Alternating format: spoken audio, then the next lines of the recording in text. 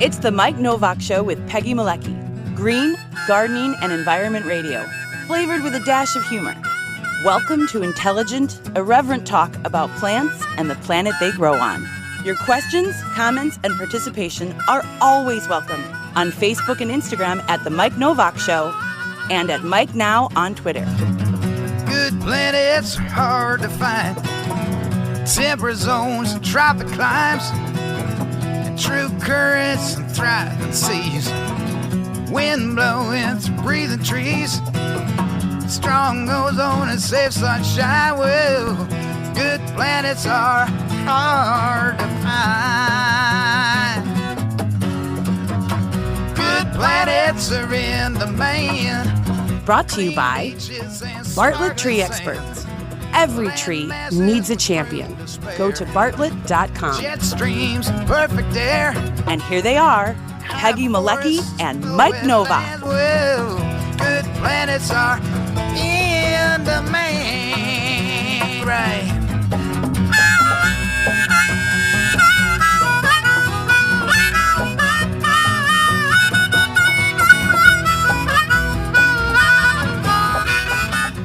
Well, I was going to try to fade out when you were actually looking at the camera, but you're busy. Sorry, I was finally getting into Restream, so I was like. In fact, I'm glad you said that because I can say my hello to good morning, y'all, to the folks on. And then, of course, the first comment from Mr. Skeet, who says, missed both of you last week. So we missed you too, Skeet. Yep. And here we are back again. And I'll tell you, as I said in the Facebook post, we are not tanned, rested and ready. No, we're kind of pasty, rested and ready, maybe because it's still spring and there hasn't been a lot of sun. But it was a good day yesterday. Have to tell you that. That was a nice surprise. 80. Hope you enjoyed spring for a day. Yeah, that's what it was. And everything popped. Everything in my yard popped all at once. It was just, and it's going to pop some more today because we're in 70s. Although there's rain. Been looking at the radar, but that's okay. Yeah, it was misty outside this morning. Not here, but you're closer to the lake, so. Yeah, it was misty. I could see little splashes in the bird bath of rain and stepped outside. Mm-hmm. Yeah, just kind of, not rain, just kind of misty. But I'm happy to be back. Actually, I was really happy to take a week off. Did you get any sleep? I can't tell you what it was like to have a Saturday, actually a Friday and a Saturday and a Sunday, where I wasn't stressed at all and just sort of sitting around doing stuff and nothing in particular. And we went out for a walk to the LaBaugh Woods last Sunday in Chicago and ran into Jeff Scretney. We got Scretneyed. Oh, Kathleen, if you're watching this, send me the photo. I want to post the photo sometime during the show of me and Jeff. In LaBaugh Woods because he's got his. He is the main steward of LaBaugh Woods, which is part of the Cook County Forest Preserve District in Chicago. Right along the North Brand. And we were talking about. We saw a hawk's nest up there. I think it was a Cooper's hawk's nest, something. And he was talking about the plantings they're doing there now. They're doing a lot of work making the area better, getting rid of the invasives, and it's pretty cool. So I hope Kathleen sends that to me because then I can post the photo maybe when you and I talk at 10 o'clock about our environmental stories. And a whole bunch of photos, all sorts of. Oh yeah, I've got photos of our yards. Peggy and I were exchanging photos yesterday, and we're going to show some of them during our conversation with the marvelous Melinda Myers, who is our guest today. And Melinda would have gotten a kick out of it yesterday and just share before we bring her in. So you and I are on the phone Saturday, both of us walking around our yards going, "Oh, look at this picture." Oh, Yeah, and we're like okay. texting And the text yard it, pictures. sending a photo, texting it, sending it off right away. Did you get that one? Oh yeah, I got that. Looks like, oh, I've got one here. Oh, okay.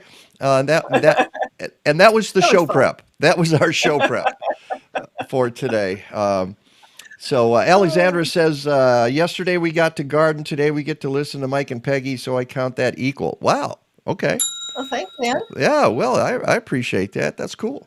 All right. What are you baking this morning, Zan? Though Yeah, that's the she's important always thing. baking something during the show. Yep, that's the ritual, and so you know what? Let's just get there because there's no point us blah blahing. I will say before we get to Melinda that meteorologist Rick DiMaio is back today with us.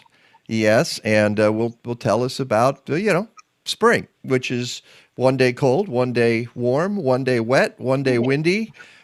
It's spring. This is what happens In Chicago.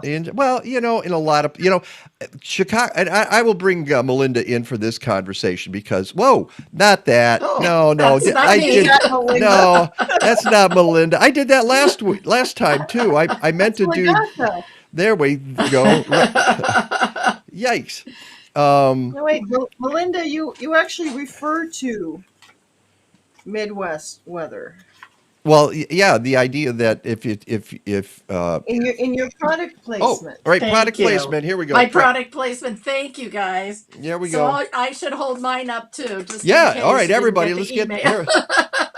It's a 3-shot. This, And That's this is right. the brand new, just off the presses. Midwest Gardener's Handbook. For those of you listening on the podcast, we are holding up copies of the Midwest Gardener's Handbook. You should get yourself a copy if you're a gardener in the Midwest. And I will say, and I hope this is not an insult, especially if you're a new gardener, because you lay it out in a way that new gardeners will really understand. And it's you need to jump into if you've decided this is what I want to do and I want to grow stuff, you need to find a book that is approachable, that doesn't get you in over your head from the get-go, that sort of guides you but gives you good information, and has some of the basics in there, a list of plants that is not overwhelming, And great photo. and terrific photos, just wonderful photos. And unlike some of the book, yes, Oh, see, thanks. stuff like that.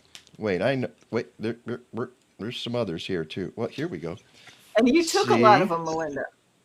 A lot of them are mine, and a lot are from people who are really good, or from other yards that have great examples. Yeah. And I'm not offended. I've always, my whole career, tried to be understandable, spring one. approachable. This is my favorite time of year. My garden looks great. Well, though I'm still cleaning up winter interest right now in my yard, but the weeds aren't too bad yet, and the bulbs are up, and things are looking good, right? Right. But I really try to answer those questions that you don't see in any other books.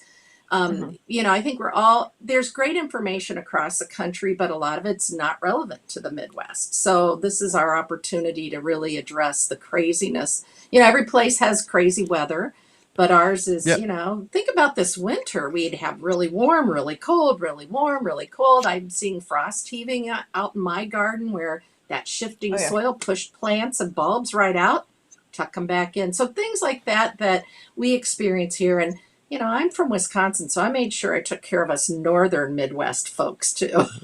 Well, I was just wondering about. I mean, we're a little too far south for you to care about here in Chicago. But no, it's a wonderful book, and I advise anybody to pick it up. And it's been updated, it's been revised, and Right. that's the whole point of this. And we were talking about that the other day in the preview segment we did and posted a few days ago. And among the things that you added to the book is a section on jumping worms. We'll get to that in a second. Okay. But you also said you had to take some plants out. I Go- did, and I went through the list after you asked me which ones, because it was a year ago when I wrote, as a All right. whole review process. So some things that were not things that are invasive for sure, or potentially invasive. So things like dead nettle, spotted dead nettle is showing up in woods and around the area. Now, obviously, you have to figure out, is this going to be an issue where you garden? But I wanted to make people aware. I love dead nettle, and it's a beautiful plant. Maybe in a pot makes more sense than in a garden next to a woodland where it could escape and take over. Squills, one of my favorites. I always recommended putting them in the lawn. They're escaping into the woods, and if you put squills in a garden, you know, they're really almost impossible to control. They're everywhere. And so they're everywhere, and they're taking over, and they're moving in. I went through after we chatted because something we don't really grow is firethorn, but many parts a little more south, and maybe in Chicago even, they're finding it's escaping as well. And miscanthus, which is the not the silver banner, but the other Miscanthus sinensis, is escaping too. Now they found the variegated varieties tend to reseed less readily, but you've probably seen them along the freeway. And so No, I haven't, but that's terrifying, actually. And folks, it is. And if you don't know what miscanthus is, it's an ornamental grass. All right, and Thank you see sorry. it. No, it's okay. That's my job. Your job is to be the horticulturist. My job is translate. Right. And you see ornamental grasses all the time, and it's probably better if you get yourself a native or at least a native and we can talk about that a little bit too because Right. But you still have to be careful which one, like a palm sedge or something that marches across the yard. Oh, exactly. And I used it in a place where it was very appropriate. We had it in our rain garden at Energy Park at State Fair, and it took over, like you said, Peggy, and we dug it up. People took our volunteers took trunkfuls home.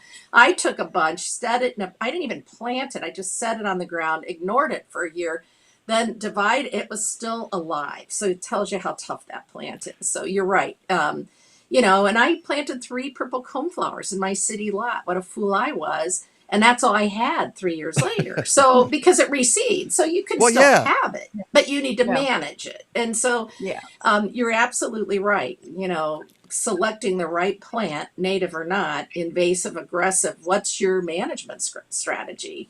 Are you going to manage that plant? Because Evelyn Howe, who's a landscape architect, I don't know if she's still at UW, University of Wisconsin, said we're taking 1,000-acre ecosystem, a prairie, and trying to put it on a 1/4-acre lot and expecting it to act the same. And she wasn't saying don't do it. Right. So she said she wasn't saying don't do it because that's what she was promoting, but she was just saying you can't just plant it, walk away, and think you're going to have a pure prairie. You might have all coneflower or all rudbeckia unless you do a little intervention. So I thought that was a great way of explaining that we take these ecosystems and put them in our yard and expect them to act the same. That's a really, really good point. But if I had to guess, I would say most people are not doing in a prairie. Don't have acres and acres. We're talking about millions of people, and I just read an article just the other day that said in the United States we've now topped 1 million gardeners, and that is a result of the last couple of years of pandemic and other factors, but mainly the pandemic, where people said, "Okay, 1 million." I'm sorry, I read 100 million. I'm sorry. I was going to say, I think there were 18.3 million new gardeners. New garden. I'm sorry, 100 million gardeners is what I meant to say. Thank you, Peggy. I was like, ooh, I think I've been giving out bad information. No. 100 million gardeners and 100 million. 100 million gardeners. And we're not putting prairies in. We are in a limited space. You look at my own backyard, and you're right. That's a really good point, which is you're throwing in often random groups of plants. No idea how they're going to interact together. This is why Roy Diblick talks about plants that get along, that can coexist. Right. And if you haven't done this before, you don't know what those plants are. You could read books till the cows come home and still probably not understand that until you do it, until you see them interact together. And it might work in a book and not in your yard. Right, because your soil's different, the time you have to invest is different. I just talked to lots of people, a lot of new gardeners who want to go all native plants. And whether you call it a prairie or not, I think the point is, I think there's an assumption that because it's native, there's going to be no problem. And yeah, they provide some good things. You know, they support the insects, they support the birds, they do all those good things, but they may require management just like a garden, especially if you're in the city. Even if you're in the country, you know, thistles and weeds and things. And I went through the first prairie movement in my career back in the early 80s. And I had people calling me at Extension saying, well, I was told to let my yard go and I'd have a prairie. Well, no, you don't. You have weeds. You know, a bluegrass lawn doesn't turn into a prairie without intervention.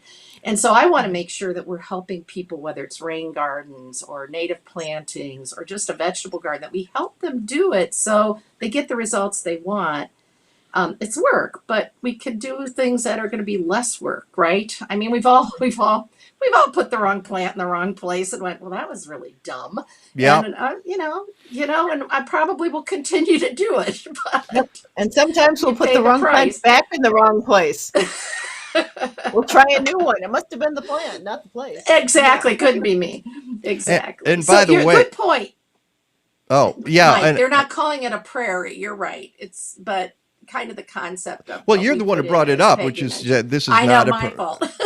no. It's all good. The idea that we're dealing with contrived areas. This is they're not real. You know, I did a talk that 10 years ago. I was telling people there's no such thing as a natural garden, and that's because.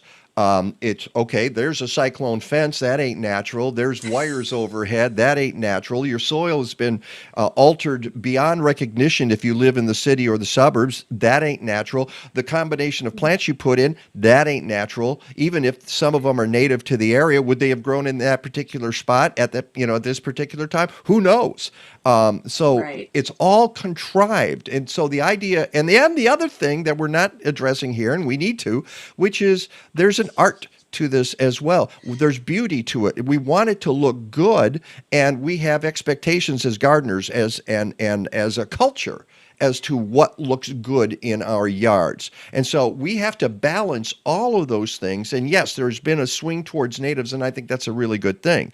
We talked to Doug Tallamy 2 weeks ago about that and why we should have native plants in our yards. We talked to Kelsey and Tristan Shaw from Possibility Place Nursery, and they grow native plants. Very important stuff. But we all know that our yards are not going to have only natives. So how do we balance that, and how do we still make it look good?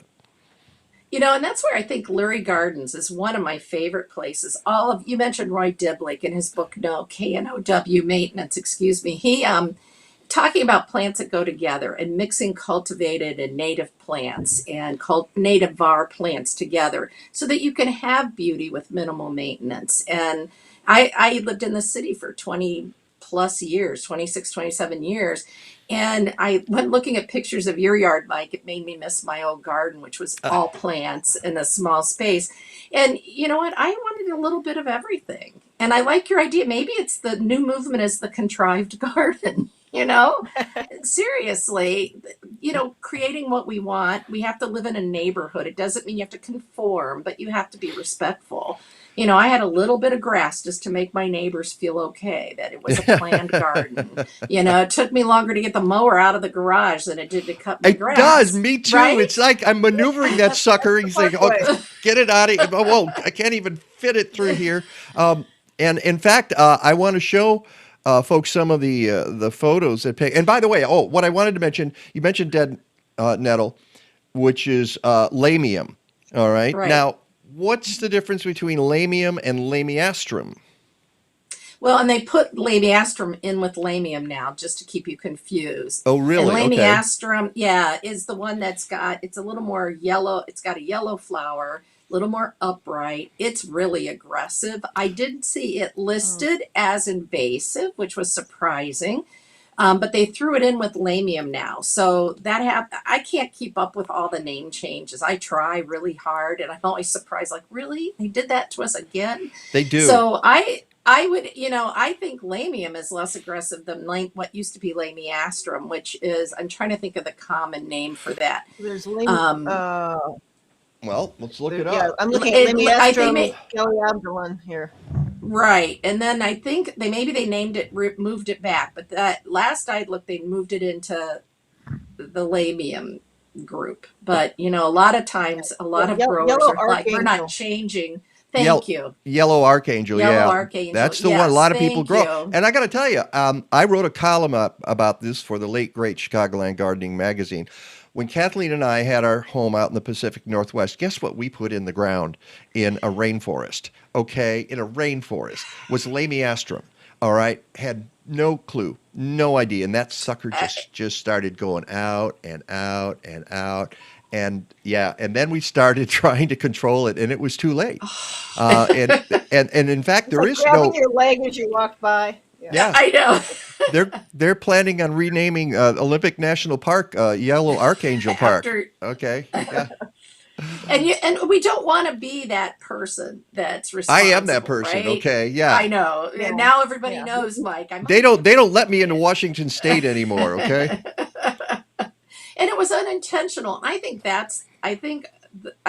that's what I want to help people do is, and we all make those mistakes because we find out more and more about those plants that we love that become invasive. And so I took some of my favorite things out of the book and I don't grow them anymore because, I don't want to be part of the problem. I have oaks behind my house. I'm working on getting rid of the buckthorn and honeysuckle, which is winning right now. But I don't want to be the one that has any invasives in there because of me, right? Yeah. That I purposely, I think accidentally we all make those mistakes. And like you said, you paid the price, pulling, moving, removing, trying Yeah, to fix Yeah. it. it's There's just one of our watchers says they put in dead nettle many years ago and ripped it out because it was so invasive 15 years ago, and it still pops up every year. And that should be our clue, right? That Yeah. should be our clue that uh-oh. And that's not an insult to you, to the person who wrote in, because we've all done that. It's like, Yeah. oh man, I loved squills. I told people, oh, it's beautiful. And I see it in people's yards blooming right now. And I'm like, that's my fault. I promoted No, it. the entire They're block gonna is hate squills. me. I look out, squills Well, everywhere. I'll show you one right spectacular. here. This is my backyard. Look in the lower right corner, that little blue you see there. That's Yes. that there it is. And that's popping up in a bunch of places. It's in the Yeah, front it's yard now, everywhere. and I have no idea how it got to the front yard. But this is my See? little, as you said, Oh, it's Melinda. beautiful. Well, it's popping. It's there's some, you can see the daffodils and there's some tulips way in the back, and you can see my containers. The ones on the right have pak choi and spinach and lettuce and peas, and the one round one, and not in the center because that's a bird bath, which I use a little tray, terracotta. What do they call that? Saucer. Saucer? Yeah. I use terracotta saucers for my bird baths. It seems to work just fine. But the circle on the left, that's got lettuces in it, and we're going to hang that up at some point and then just have them there. But the most interesting thing, you talk about lawn. If you look in the center and then it sort of branches to the right, you'll see the area and you'll see these patches of bright green. Yeah. Those patches are either crocus leaves, which I had leaves. crocuses in the yard, or sedges. And the grass cannot compete with the sedges. I'll have you know. It's just, I've got these sedges that pop up everywhere, and I don't care because I know they're good for nature. They're a good thing to have. And the lawn itself, it's there so I can walk barefoot if I need to. And that's kind of it. And there's all kinds of things there, but that's kind of what it looks like right now. But I want to pop in a couple of things. This is the front yard, and the daffodils are rocking, and the tulips are about to rock. Peggy sent me some photographs. She's got a couple of wonderful ones like this. Nice. Peggy, you can tell us what that is. That's the bloodroot coming up, and ignore the thistle that's I'm seeing in that photo now. Isn't it awful? You don't notice it until you share the photo, right? I've had a few Yeah, posts. I'm like, yeah, but oh, this is didn't get that one. yeah. This is all naturalizing bloodroot that's popping up and kind of in between some of the trillium. And those that white is so brilliant, isn't it? I just use Yeah. it in my shady garden in Yeah. the city, and it just brightens that spot up. Oh, nice. Yeah, that's in Peggy's My garden yard is too. so full of trillium, so that's what that is, and Oh, beautiful. You that know, is probably a squill going through there too. it probably is. But Peggy gave me a bloodroot 3 years ago, I want to say, and this is the first year it's bloomed, and it popped just the other day, and it's in front, and it's funny. It's this lone little bloodroot. It's just one plant. I need to get more, but it had 5 blooms on it, one of which got Nice. blasted by something yesterday. Who knows what was going on there? It'll naturalize. It took about 3 years, and now it's starting to pop up all over the yard. But see that trillium on the right there? That's a red trillium that's about to bloom for Peggy, and she gave me some. This is my yard.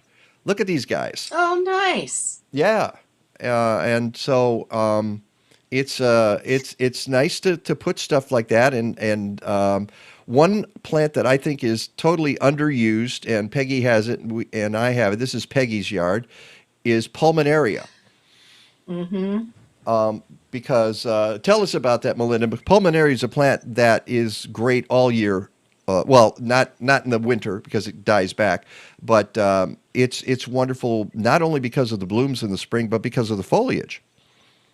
You bet. And it's a great substitute for hostas. The deer tend to leave it be. I always say tend to leave it be because we know deer will eat anything if there are enough of them and they're hungry. But I kind of say if you're tired of fighting the animals with your hostas, this is shade tolerant. The leaves are attractive, like you said. They come in multiple size leaves with spotting or streaking. The flowers, you could get white, you could get the blue, you could get the raspberry red. There's a wide variety. That's Dawn, the same plant. They kind of mix Right. and match on mine color-wise. Yeah, they kind of fade, change colors as they age. And Dawn, who works with me, has this, and she said it's what she watches for when the hummingbirds come back because hers are still blooming the time the hummingbirds are back. And so Ah, you're supporting the early bees, which need our help, the early pollinators, those early visitors, but then also kind of keep an eye out for the hummingbirds as they make their way up to our neck of the woods. But it's one of my favorite plants too. It's just it like you said, Mike, lots of seasonal interest. And I think that's one of the things people overlook. We think of perennials as okay, it's in bloom. But I like to think of do they look good as they're emerging? Think of peonies when they come out, they're tinged red, and then you have the flowers. And if they're not diseased, you've got nice leaves. And then in the fall, they turn kind of purpley red. And so you've got 3 seasons of interest. Willow Amsoni is one of my favorite. Nice leaves, the icy blue flowers, they turn amber in fall. And I was in St. Louis, and in their city garden, they left it standing. And even though the Hibicria has those, the willow leaf Amsoni, the willow Amsoni has really fine leaves. All those dead leaves added texture to the winter garden. Now we're in the Midwest, so our idea of winter interest is very different than those in Florida and Georgia.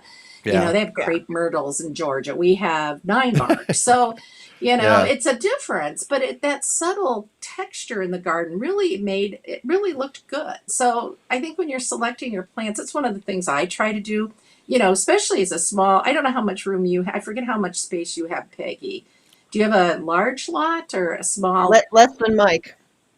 Yeah, Oh, wow. not much Okay. less. They're very close in size, but Yeah, yeah, except much of mine is underwater right now, yeah. or under mud. Okay. Okay. And then Have at least if drainage the rain problems. heads, oh, And black walnut oh. next door, and heavy Okay. clay, and And chipmunks. Okay, Peggy. chipmunks. What could be wrong with where you garden? Ask Peggy. She's got it right. all. And Oh shade. my goodness. And shade. And Well, not shade. as much because her neighbors suddenly a few years ago just chopped Old down all their neighbors. trees. Old neighbors, yes. Yeah, the old neighbors. Including the black walnut, or is the black walnut the other No, that's neighbor? there. And it's still there. That's there. Okay. That still stayed. there. Huh? Roy Dibley but I has have a great many oaks. garden under many oaks. Okay. So, I think. What were you going to say and I about think Roy? Oh no, I was going to say he has a plant. They have black walnuts, and they have a garden underneath it at Northwind Perennials. So I always send people there that are looking for how do I create a garden under black walnuts. And so he's got good examples of plants, a lot of wildflowers. He's got some bleeding hearts. I mean, the lists are not complete that are out there, as you know, Yeah. Yeah. but, you know, a lot of the universities, Monarda, milkweed, Purdue they and work. Morton, Arboretum, good list, give you a starting point. And Yeah. so, yeah, I'm sorry to hear that because that's that's so discouraging. You know, it limits Yeah. your gardening and you, Yeah, but the look at her. trilliums She's a are everywhere. gardener. They love it. The Trilliums love it, and the Jack in the Pulpits love it, and you've got a few others that are just doing great. Real quick picture here in my yard. Speaking of Oh, my the May apples, Mayaples. next to the Well, your Virginia bluebells are doing bluebells. good. bluebells. Yeah, and those are a couple Bluebells of are coming up. natives. And but you want to talk about thugs? Both of those can be thugs. So I'm letting yeah. them. I'm letting them duke it out here. Duke it out. And that's a great point, Mike. When you put a combination together, the plant should be equally assertive if you want to end up with two plants at the end. So let them duke it out. My ex-husband, I love Virginia bluebells. He was a horticulturist. And he's like, and I'm like, let's put some Virginia bluebells here. And he goes, oh, those things are really aggressive. We're not going to put them in. So I, being as mature as, you know, why are we divorced? But I planted some when he was at work. And the next year he goes, where did those Virginia bluebells come from? I said, oh, I bet a squirrel put them in the yard. And yes, they took over, but they duked it out with, it was shady, hostas and other things. Guess And I'm what? like, But they're so nice. And they will go away later in the season. right. You just They cover those fill big in leaves as they between your die. bulbs. And And they fill in something between the bulbs. something I discovered last Sunday from Jeff Scretney at LaBaugh Woods, and we were looking at lesser celandine, which is an incredible, you want so much worse than almost anything else you can imagine. Will take over entire forests, the floor of entire forests. And we were looking. There were some Virginia bluebells growing in amongst the lesser celandine, and we were talking to Jeff, and Jeff said, if you want to plant more Virginia bluebells, go ahead, because it's the one plant that can actually outcompete lesser celandine. So we're thinking, okay, we'll just sort of wander through with some Virginia bluebell seeds. You know, nobody needs to know that we're there, and but that's what he So he everybody said. listening, don't tell. Right, exactly. I never said it. I never said it. All right, we need to take And I just wanted to, and real quick, marsh marigold is the good guy that often is mistaken for lesser celandine. So keep that in mind. We want to keep the good one, get rid of the bad one. I And know you need have a product photo of learning. lesser celandine that I'm going to pop up when we come back so people can see what it looks like. But you're right, it does Excellent. look a lot like marsh marigold. Although in the Pacific Northwest, we couldn't control marsh marigolds. They would run rampant. So it depends, again, where you are. So you planted. Well, listen, we should, Yellow Archangel. you know, we also had horsetail ferns. Okay, so you know we couldn't, and we were only out there for a couple of weeks at a time, and you couldn't control anything. I mean, I would spend the first 3 days just trying to mow the lawn around the house so the grass wasn't 4 feet high. So you know, that's or whack it. I ended up whacking it most of the time, not mowing it at all, because the mower was useless. So yeah, no, you know, when you're in a natural area, if you're in a temperate rainforest and stuff takes hold, you just kind of go, okay, whatever. You know, people who lived there were working all the time to keep their little gardens. You know, but somebody actually spread decades ago hydrangea, macrophylla, however you pronounce it. It's the blue mophead hydrangea. Right. They set it along the roadway, and so every spring you drive down this road, and in the middle of the rainforest, the temperate rainforest, you see these blue mophead hydrangeas blooming, because somebody said, wow, that looks great. Well, guess what? They love that climate there, and they just spread like crazy. So this is what gardeners do. Sometimes they're well-intentioned, but they're just goofy things that gardeners do that cause problems. Yes. So, all right, don't be goofy in your yard. Try not to cause problems. All right, we need to take a short break. That's I need to say your name more often for people listening on the podcast. Melinda Myers, author of the Midwest Gardener's Handbook. There's the product Thanks, placement. Peggy. Here we go. All right. And go to Melinda Myers, MYERS.com. She's got videos. She's got stories. I mean, we didn't even mention your background, your radio, television, print. 273,000 books. Right, exactly, and counting, and all of them being revised right now. And we're going to talk about you're doing a talk in the area and a bunch of talks. So we will mention that when we come back. So everybody stick around, and we're going to see a video of jumping worms. So stick around. I guess. No, not so much. Yay! It's the Mike Nowak Show with Peggy and Malecki. We shall return.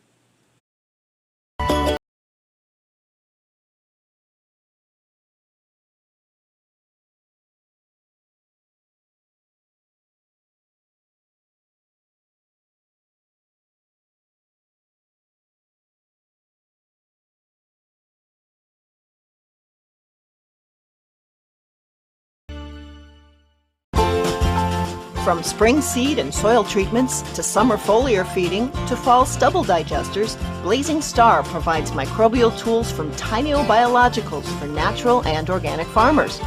They have solutions for home gardeners too. And Blazing Star offers agroecological education and consulting, especially for permaculture work in zones 4 and 5. Learn more about these great folks at blazing-star.com.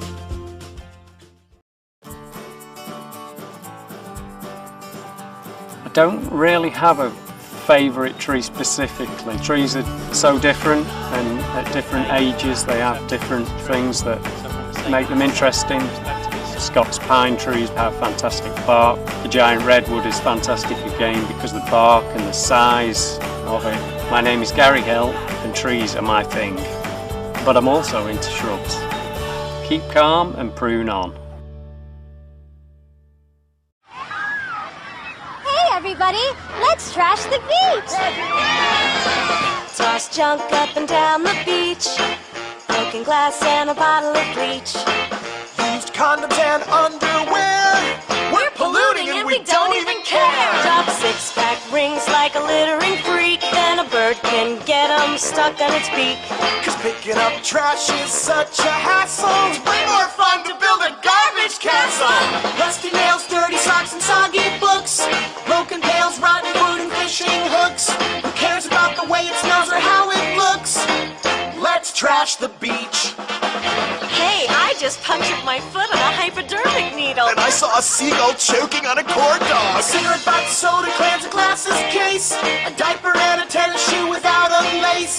The party isn't over till we trash the place. Let's trash the beach.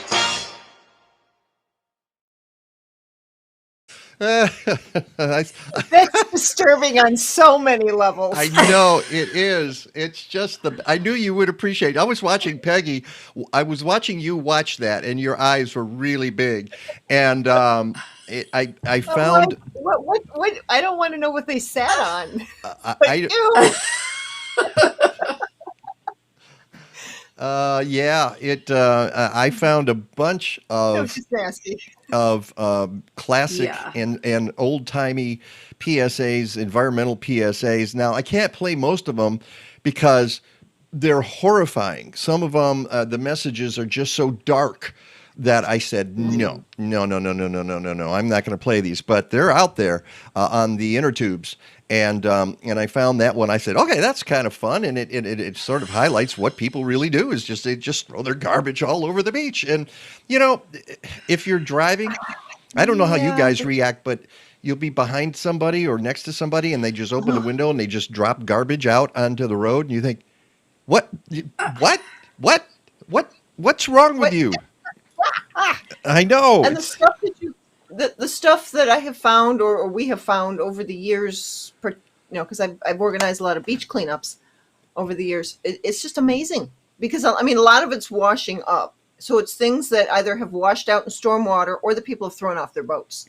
But in either case, it's like, wow, what's this doing on the beach? Yeah, and that was another reason why I played that one, because I know you've done a lot of beach cleanups, Peggy. So we'll see that one again at some point. Welcome back I'll to tell you a couple of stories off air. Oh, you gotta tell a couple of stories on there, because people need to know this. They need to know. No, yeah, they're just And a mess. People are weird. but and it used to be the main thing you found were cigarette butts, and now it's cigarette butts and not Plastic, in plastic. Um, plastic pieces. yeah, of every shape and size, right? Yeah, And cigarette yeah. butts are harmful for our birds. Our birds will often pick them up and eat them. And so then you got the nicotine. And so I don't think a lot of, and that's, I don't smoke and I'm so sick of seeing cigarette butts. But that was something I just stumbled across a couple of years ago. Is that going to help? Probably not. But at least maybe it makes it more important to pick up those cigarette butts if you find them, so the birds don't get into Yeah. them. Well, the good news is that cigarette smoking is going down in the U.S., but there's still billions smoked each year. I saw, and speaking of birds, I'm watching yesterday. I just happened to have CBS News on, and there was a story out of Illinois about bald eagles just dropping dead due to No. lead poisoning, and it's a lot Yes.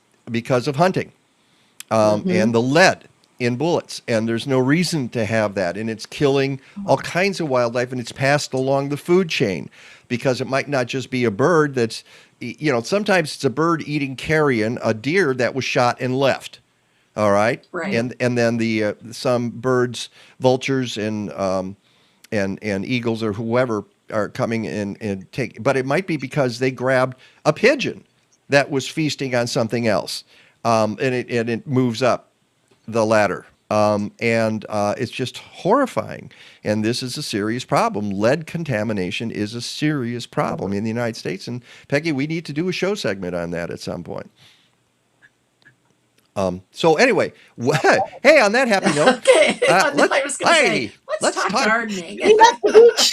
let's play, yeah, Yes, I know.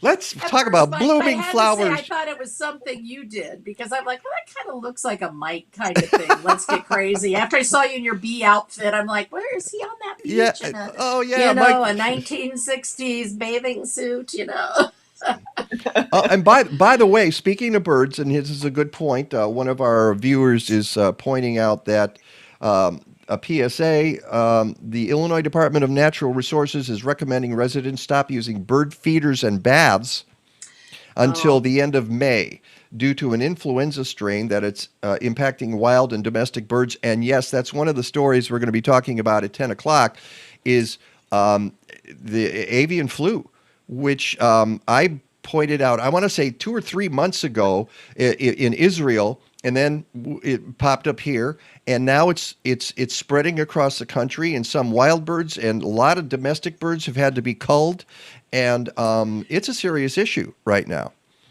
So yeah, that's a really good point. I should probably take my bird baths in and get them out of there, out of the backyard. So let's see if we can track down that information, Peggy, because I'd like, or anybody watching us and wants to give us a link to where we might find more information about that. That would be awesome. Okay, so welcome back to the Mike Nowak Show with Peggy Malecki. Now that we've had all these alerts, yes, we're talking Melinda Myers. That's right. Let's get this out of the way so that we don't miss it. You've got a couple of things coming up, and I put links on my blog post at mikenovak.net. And up on May 10th. Right. Yes. I'm going to talk spring flowering shrubs at Pasquesi. If you haven't been to Pasquesi's, they're in Lake Bluff off of North Shore Drive, and they have wonderful plants, great staff, wonderful indoor, outdoor gardening furniture, and all kinds of things. But because of COVID, we started doing webinars, and with the state, we weren't sure, so we decided let's do a webinar. So I'm going to talk spring flowering shrubs. We're just limiting the advertising because they want to make this a special thing for their customers and listeners of Mike and Peggy Show. And so May 10th, And readers of Natural Awakening. And natural wakings. Thank you, Peggy. That was a nice, I really appreciate you putting that in there. And so I'm going to talk spring flowering shrubs. And one of the things I find is shrubs are a great way to reduce your maintenance. When I worked for the city of Milwaukee, we did a survey on, we had annuals in the boulevard, we had perennials, we had some grass, we had trees and shrubs. And we looked at the maintenance and the labor costs. And the shrubs really had the lowest maintenance, so they were the most economical. So, if, as gardeners, you're trying to minimize your workload, add some spring, summer, fall blooming shrubs. So, I'm going to talk about spring bloomers, some things that they provide seasonal interest like Fothergilla. One of my favorites. It blooms in the spring before the leaves come out, and it'll continue. Nice leaves, many varieties are blue-green, and then in the fall, gorgeous fall color. And so looking for those plants that can be that backbone of your garden or provide the focal point, reducing maintenance. If you have, thank you, yay. Ask and you receive. There you go. And and they're lightly fragrant. So it's wonderful because you can have seasonal interest with these larger plants. So, you know, for Peggy and Mike, and when I was in the city, I used dwarf compact varieties because I liked that framework they provided throughout the year, but I didn't have a lot of space. But now I have more room. So I really count on the shrubs to really give me some seasonal interest, take up some space, you know, shelter for the birds, food for the birds, hosts for many of our butterfly, the caterpillars. And so they do a lot of good things. So it's one thing you might want to consider. How large will that dwarf Fothergilla get? There's the dwarf one is like 3 feet to 5 feet, depending on the variety that you choose. And I think Blue Mist, I think, is the cultivar that's only about 3 feet tall. And so it's a nice one because you could tuck that in. The rabbits do like it, so you need to kind of keep an eye on it. The rabbits are eating other things in my yard, so they haven't bothered my Fothergilla. And I've been using Plant Skid on my, you know, the plants that the deer and the rabbits really enjoy the most. And I let them nibble on other things, so they're getting plenty to eat in my yard. But, you know, using an organic rain-resistant repellent like that will help you enjoy those plants that the rabbits and deer like to eat if rabbits are a problem in your yard. But it's a beauty. So they're just some really nice ones out there. And I'll pop an azalea here. Yes. And I actually have a Herbert in my yard. Are you familiar with Herbert? Okay. I am not. Okay, I've had that for a while, and it's one of the few azaleas / rhododendrons. You know, rhododendrons I gave up on years ago because they want acidic soil, and you're not getting it in the Chicago area. All right, and it's crazy to fight nature that way. But I found that some azaleas will hold their own, and my Herbert looks a lot like the one we're seeing here. This is Karen, apparently, which is, if you want to be a Karen. Herbert's sister. Yeah, I know. Poor Karen. Yeah. I know. Oh, dear. So these are just some of the things you'll be talking about during your presentation. As you say, is online only, or can people show up? All right, you're doing it from home, I assume. I'm doing it from home, so it is a webinar. We're hoping maybe if things are better in the fall that I'll be in person. I really miss seeing folks. And then I have other webinars that everyone's invited to, which has been very exciting. I mean, in person is better, right? We love talking to people and sharing that way. But the webinars have let me stay in touch with people. I talk to gardeners all over the world, which is really exciting, and they share their insight from where they garden. And with Pasquesi, we thought this is a way I can stay connected with their customers. And thanks to Peggy and you for getting the word out for us so that people find out. And you just go to their website and you can get the link, and it's in the Natural Awakenings. I think there's more information in there as well. Thank you. Yes, well, hey, exactly. And so I hope people will join me. It's spring flowering shrubs. It's a great way to start your season. We saw your gardens with the wildflowers and the daffodils. And why I love spring, it's like we made it through another winter, right? And so the spring flowering shrubs just add to that, you know, the season has started. So some things that you can put in your yard and enjoy. Well, and I think that there's... Oh, go ahead, Peggy. I was going to say, Dan Costa says he loves his 30-plus-year-old Herbert azalea. So. Oh, good. I'm glad there's more Herberts out there. There are. Yeah, there's more Herberts. And one of the things that people tend to forget about are shrubs. They they focus on perennials and annuals and even trees, and somehow the shrubs get missed. And this is, and especially if you can get something that is a native. I was looking at spice bush. Jeff Scretany I love was showing us the spice bush was just popping at Labaw Woods last Sunday. I've been trying to track a source for a bigger than 6-inch plant to add to my landscape because the fragrant flowers, the berries are edible for you and the birds, yellow fall color. It's a small scale tree, large shrub. It's beautiful. It is. And and so we just need to get nurseries growing more of it. So well, if you find a source, I'll drive to Chicago. If I had to bet, Place? that's what I'm thinking. If I had to bet, I would think possibility. That's where mine came from. Oh, okay, and they're shade tolerant too, so they're perfect. Yeah, right. In fact, the ones that we looked at Labaw were in the middle of the woods there. So I'm writing that down so I can drive down and go get my spice. I mean, I've had mine for a while. I think it came from one of the spring native plant sales, like Lake County Forest Reserve or something. Okay. And I don't know. Here's I promised you guys this earlier. Here is Jeff Scretany and Mike Nowak.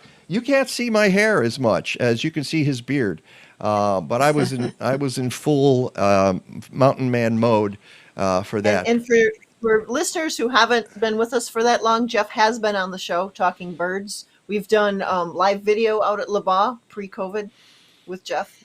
Oh, nice. And he said he will come back on the show and visit us when the migratory season is over. All right. One of the things you talk about in your book is jumping worms. And I said, as I pointed out in the preview we shot the other day, you can tell that it's been revised because jumping worms are a new deal here in the Midwest. Do you want to explain what a jumping worm is, Melinda? So these are worms that they don't overwinter as adults. They overwinter as cocoons or eggs here in the colder climates. They came in with fishing bait and now are coming in with plants and being shared from one gardener to the next in mulch as compost or, here, have part of my plant, which we love to do. But if you have jumping worms, you're sharing that along with it. They, in one season, can get really big, up to 9 inches long. When you grab them, they kind of, they jump around. They kind of, what did you call them? You had a different name you were calling them. Writhing. I call them writhing worms. Yeah. They were writhing worms. And if you grab them, they'll break off their tail and escape. And they can go from your garden and spread like 17 acres in a season. So they're really hard to manage. And they don't have a cure for them. You can somebody told me that, well, you just heat your soil to 104 degrees. Well, I have plants in my garden. So I have jumping worms too. Yeah. And I clean my tools. I use my different pair of boots for the gardens I know that have it, but it's really hard to keep them in one area. And because you can track them easily. And somebody said, well, where did they come from? And I said, well, I was buying mulch and compost before we knew this was an issue. Could have come in there. People share their plants with me. Could have come in there. I buy plants. Yep. Good nurseries are trying to manage and are monitoring that. And they're working hard. There's a great YouTube video by Brad Herrick of the UW Arboretum. And he did a webinar on it. One of the best, there's no solution, but he explains it and at least gives you some idea. People were using a product called Early Bird, which golf courses use to kill earthworms because earthworms aren't native to this part of the country, but they don't spread. Right. But they're causing problems in the Dakotas and Minnesota where fisher people throw their bait in the woods and they eat the organic matter. They disrupt the soil biology and plants die. We've ruined that native soil. And I think that's one of the things we're seeing in gardens too. I have really pure sand. So I think for me, there's not much I keep adding organic matter and the earthworms are eating it. But it's kind of the same, I think, as when I haven't added. So I think for me, I have an advantage there. You're not near a lake, are you? I'm in the near the Kettle Moraine That's what I area, thought. and Yeah. Okay. yeah, and my soil is like brown sugar with rocks thrown in, a lot of rock. And I went from heavy clay in the city Yep. that I'd mended for 26 years. My soil was so great, and the people that bought my house didn't want plants. I didn't take the trees out. They were some nice specimens, but they wanted grass. So there's grass dying in the shade on some of the best soil in Oh Milwaukee no, I'm so. County. Oh, it's I thanks. know. It just killed me, right? But you can't take your soil with you, so Yes, you can. I You was. just get a dump truck and then you say, "You're on your own, pal. You can slam some turf Written down right in there." the contract. Soil Yeah. comes Yes, with. exactly. All I right. get the top 3 inches. I Anyway, wa- sorry, we digress. Oh, that's okay. No, that's okay.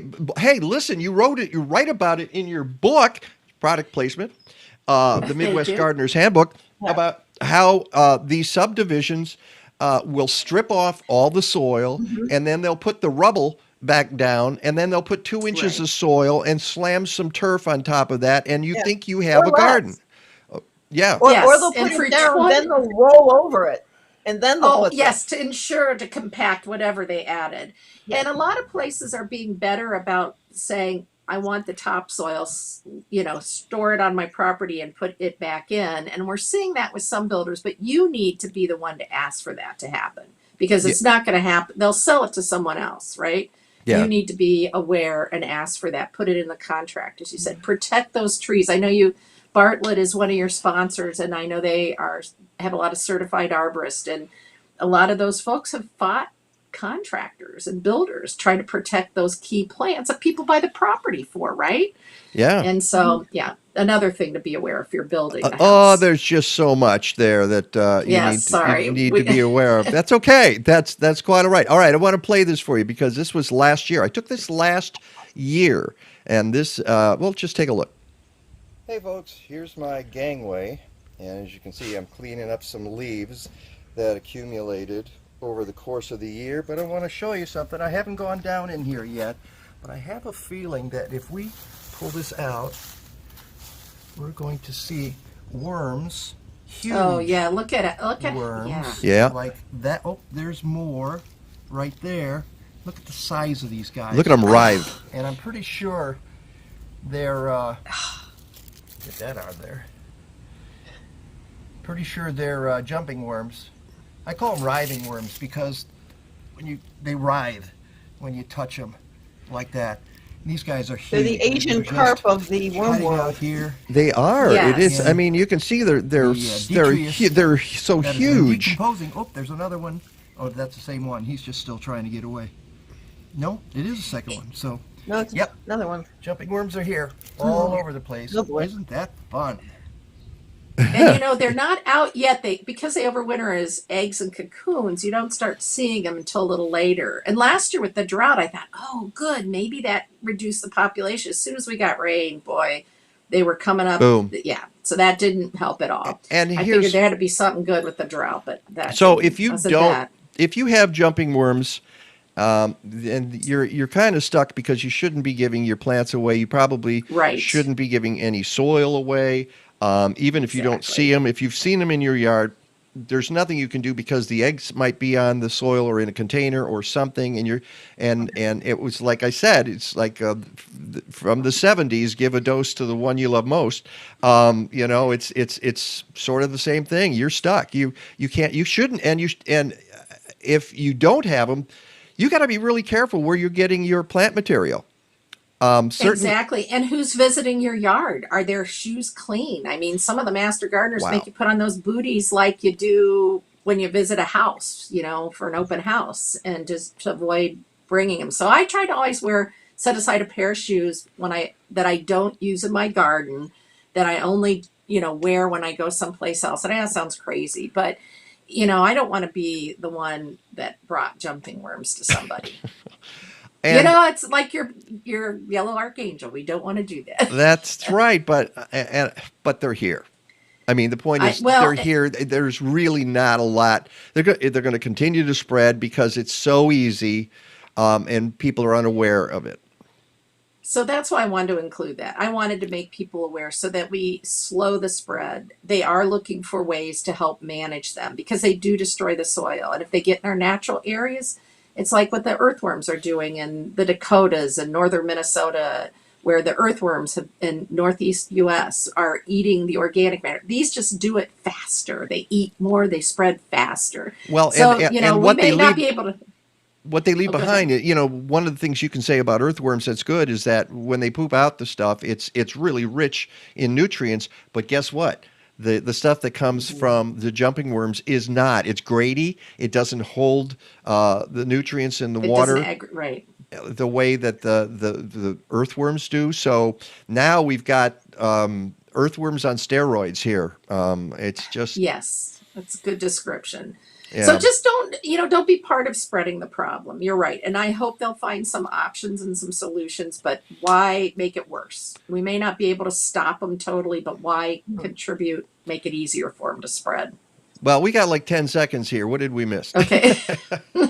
Come listen to me doing the Pasquesi Right. spring flowering shrubs and other webinars that are listed on my website. Yeah, the But webinars. Pasquesi, go to their website or Natural Awakenings. Yeah, I've got a link there. It says you can find more about her upcoming presentations and past talks here because people can go and look at stuff you've done in the past as well. Exactly. And as we have indicated, Melinda knows her stuff. I'm sorry we only have an hour. I mean, we never plan these things really. We just sort of start talking, and that's what I love about it, about having you on the show. It's that I don't have to do any prep.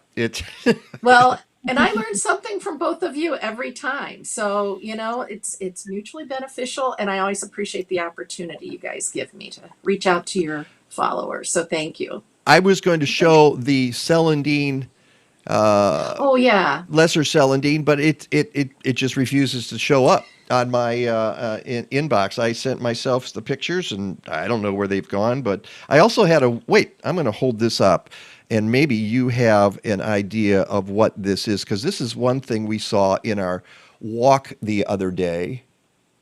Do you have any idea what that is? It was just popping.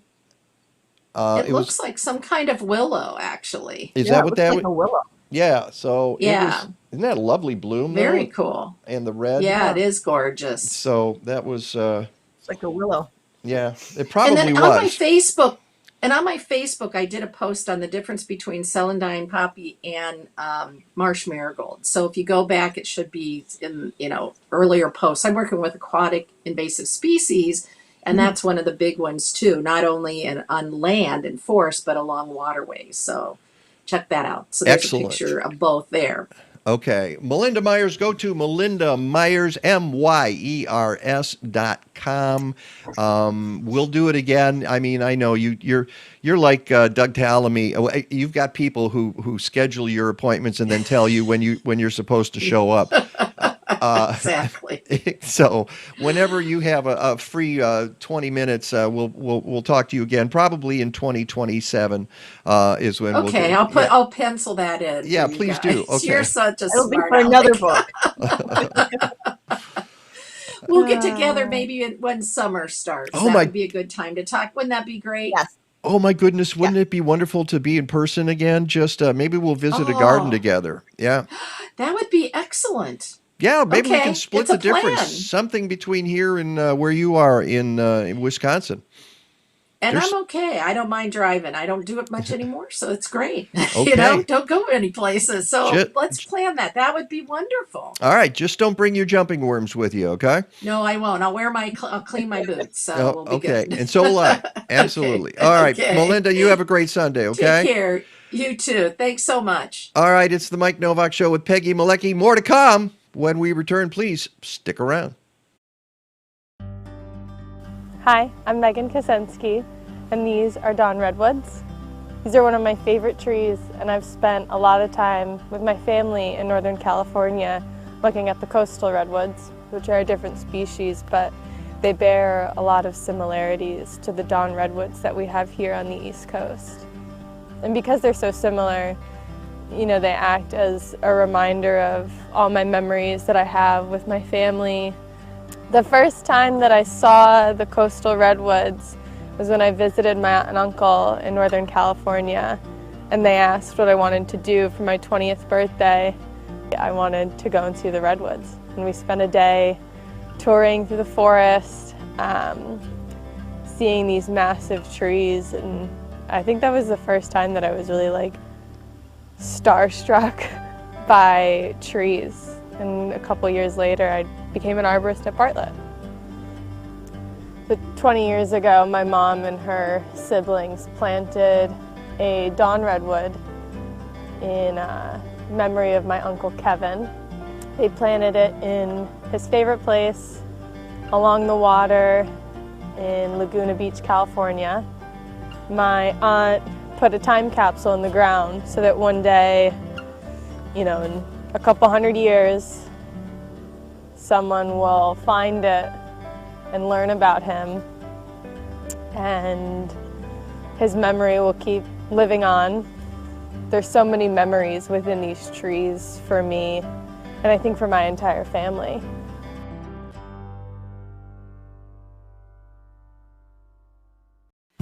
Welcome to the Mike Nowak Show with Peggy Malecki. Green, gardening, and environment radio with just a soupçon of humor. Or is that a dash? Brought to you by Bartlett Tree Experts. Every tree needs a champion. Go to bartlett.com. Here they are again, Peggy Malecki and Mike Nowak. All I need is good food to eat and make me healthy, wealthy, wide awake. Lettuce, tomatoes, rutabaga. What about those sweet potatoes? All I need is good food to eat. All I need is good food to eat.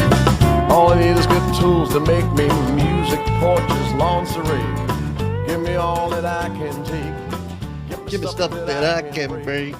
Whatever he sings. All right, welcome back to the Mike Nowak Show with Peggy Malecki. I'm just looking at the daffodils behind you there. Oh, you know what? Let's show those here. This is some of them little droopy, but this was picked in the yard just yesterday. I mean, there's just some great stuff here. Just love these I've guys. got some new varieties just opened this morning that weren't open yesterday. Good. We've got so many that we can afford to. We're giving some away to our neighbors as well. I picked. It was funny. A couple of women and a couple of kids walking their dog late last night not late, but at dusk. And I'm standing out in front or looking at them, waving to them. And I said, "Hey, anybody want a flower?"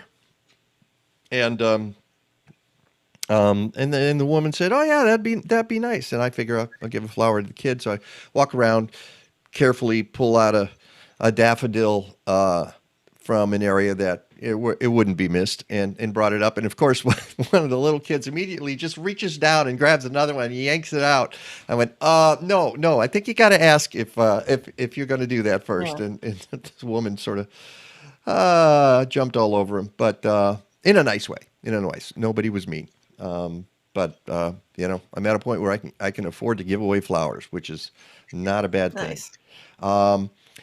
We got a bunch of stuff in the Green Dispatch this morning, stuff that we've seen over the last couple of weeks. And by the way, you can go to MikeNowak.net, and if you go to the blog post at the top of the page and find the one from this, and you can tell it because it's got the wonderful photo from Peggy's yard of the trillium and the bloodroot.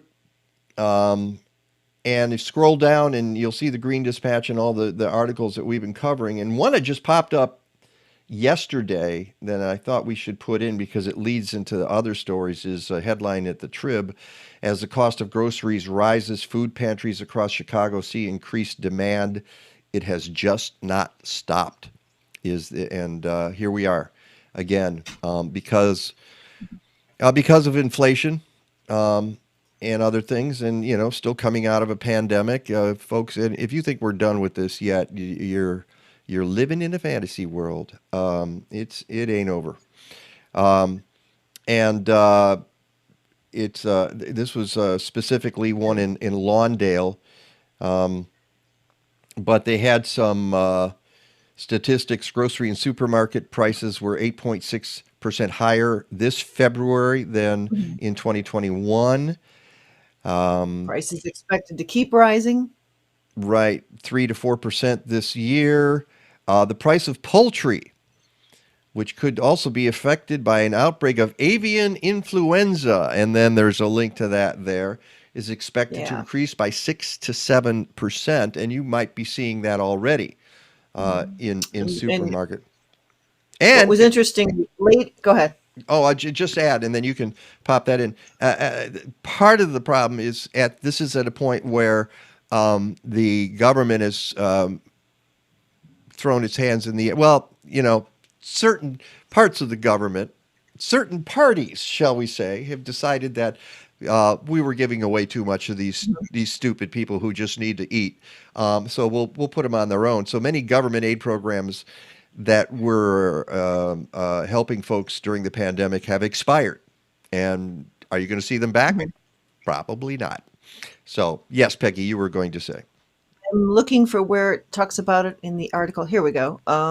So one person who's been coming to the pantry for about a year, who's got a little girl and she was able to get on food stamps, said she's considering starting a garden to grow her own produce, as are other people she knows. Quote, they're talking about, well, if we grow our fruits and vegetables, then we'll be good with those. But she says, what about bread? What about beans? What about rice? What about everything else we need? We can grow some of it, Right. which will help. Which is good that, with the emphasis on gardening again and all of the urban farms and community gardens, that's helps people who want to grow. But yeah, it doesn't solve the overall. Yeah. So that leads to the second article, also from the Trib, and now, of course, my computer has decided it won't open anything. You got. Well, there's a couple of article links up here that aren't opening. So. Oh, is that one of them? Oh, I wonder if I screwed Yes, that up. that is one of them. That is Oh, one of them. all right, that's my fault then. I need to go back. So, I think I but know what I this did. is- Okay. Yeah. So there was an article that you're talking about the avian flu. Yeah, and I can find it Yeah. here. So Go So ahead. this was actually an article. There's been a lot of articles on avian flu, particularly at factory farms, and how it's just spreading Yeah. through the flocks. But it's also with migratory waterfowl. And actually, Cheryl DeVore wrote the Chicago Tribune article that you're looking for there. Right. Hundreds of birds found dead, likely from avian flu at Baker's Lake near Barrington. Quote, I've never seen anything like this. And that actually came from somebody at the Forest Preserve District of Cook County. And this seems to be a very concentrated avian flu with the cormorants that are roosting at this one lake called Baker's Lake in Barrington. I don't have Right. the article open, but I remember it because I've actually yeah. talked to Cheryl about it.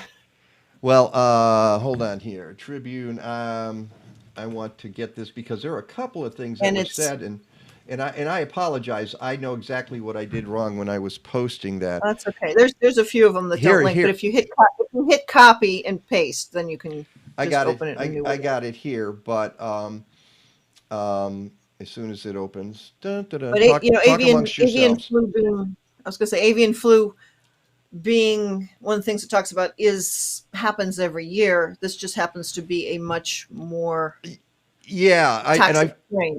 well, and that's the thing that struck me about the article, and I've got it here. I've never seen anything like this since I started working here 41 years ago. Said,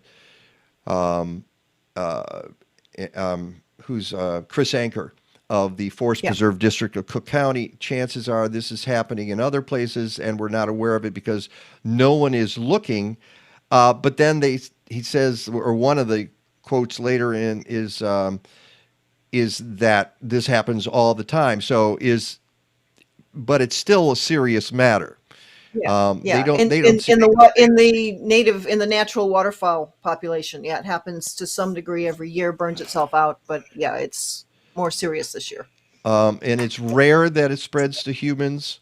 Folks should know that. But please, if you see a sick or dead bird that you're concerned about, just notify the authorities. Don't Don't mess with it yourself, because that's going to be a problem. So, and having watched this over the weeks, I've been sort of keeping tabs on where these avian flu cases are popping up, and a lot of them on, as you said, factory farms, places, and probably non-factory farms as well, Turkey farms, chicken farms. where they've had to cull and kill, meaning kill thousands of animals. I think we need to keep our eye on this. I mean, these things do have, they had a huge outbreak in 2015, apparently, that most of you probably don't even remember, unless you work in the business.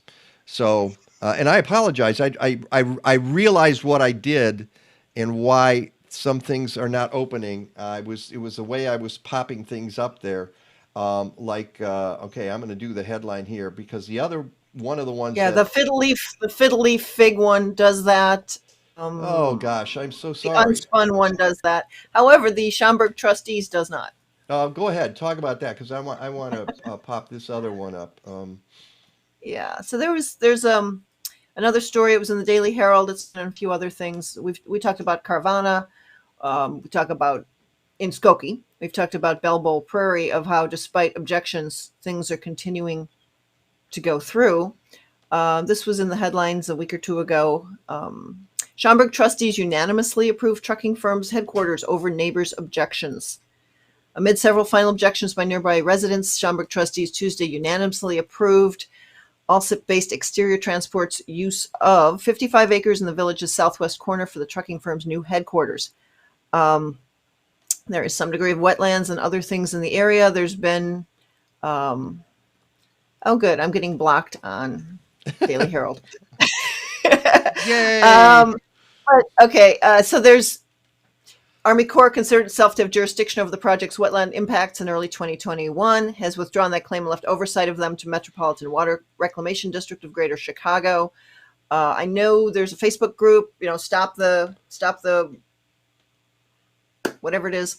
Sorry, I don't have that in front of me. But again, it's that same, there's environmental questions, environmental impact, residents don't want it, and then just unanimously goes through despite the objections.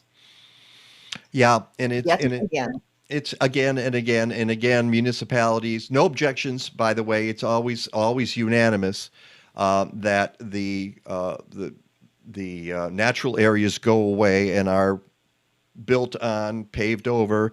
I just talked to, remember, I don't know if you remember, last year we talked a little bit. I had this idea that I was calling unpaved 50%.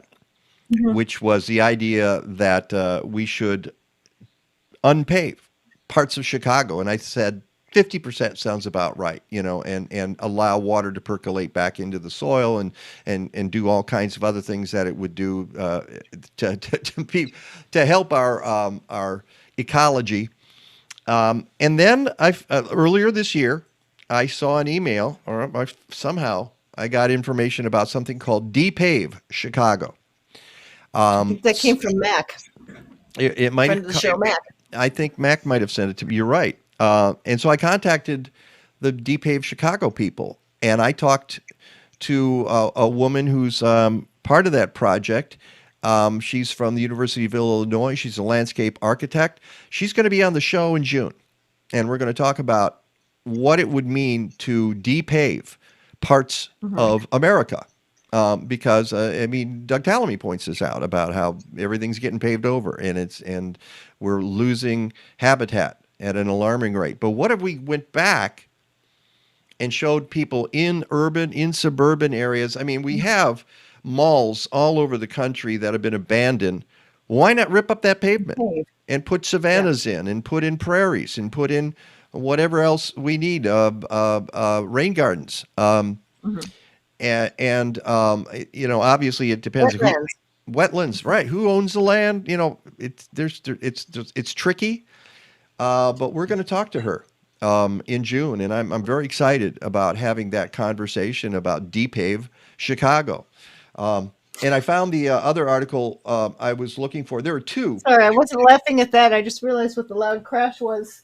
Apparently, the wind blew the wind blew the porch door open, and Basil's about to come walking in. So Oh dear. Okay. Well, hi, that's what Basil. the loud crack was. Well, Lagata was here in the kitchen. I was surprised. I don't know if she's gone upstairs now, but during one of the breaks, I went to warm up my coffee, and she was lying down in the kitchen. Usually, she just bolts. She gets out of here.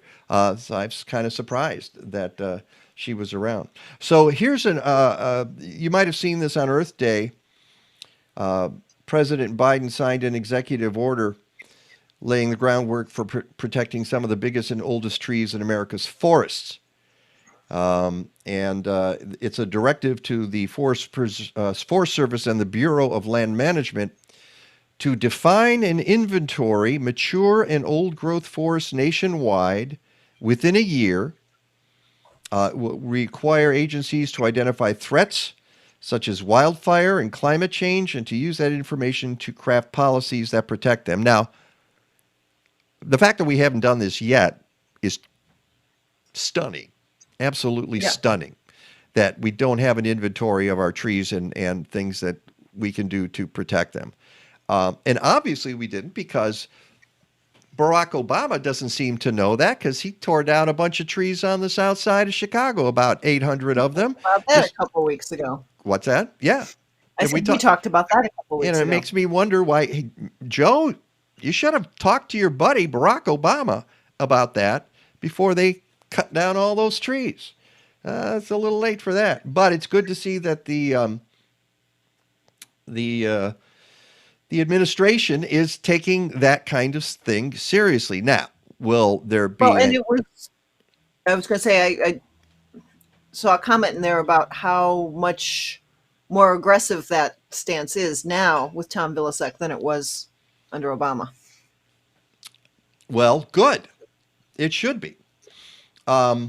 Which takes us to the story that the Anchorage Daily News had. Well, and I think they got it. Did they get that from the Times? Because I thought I read it in the Times.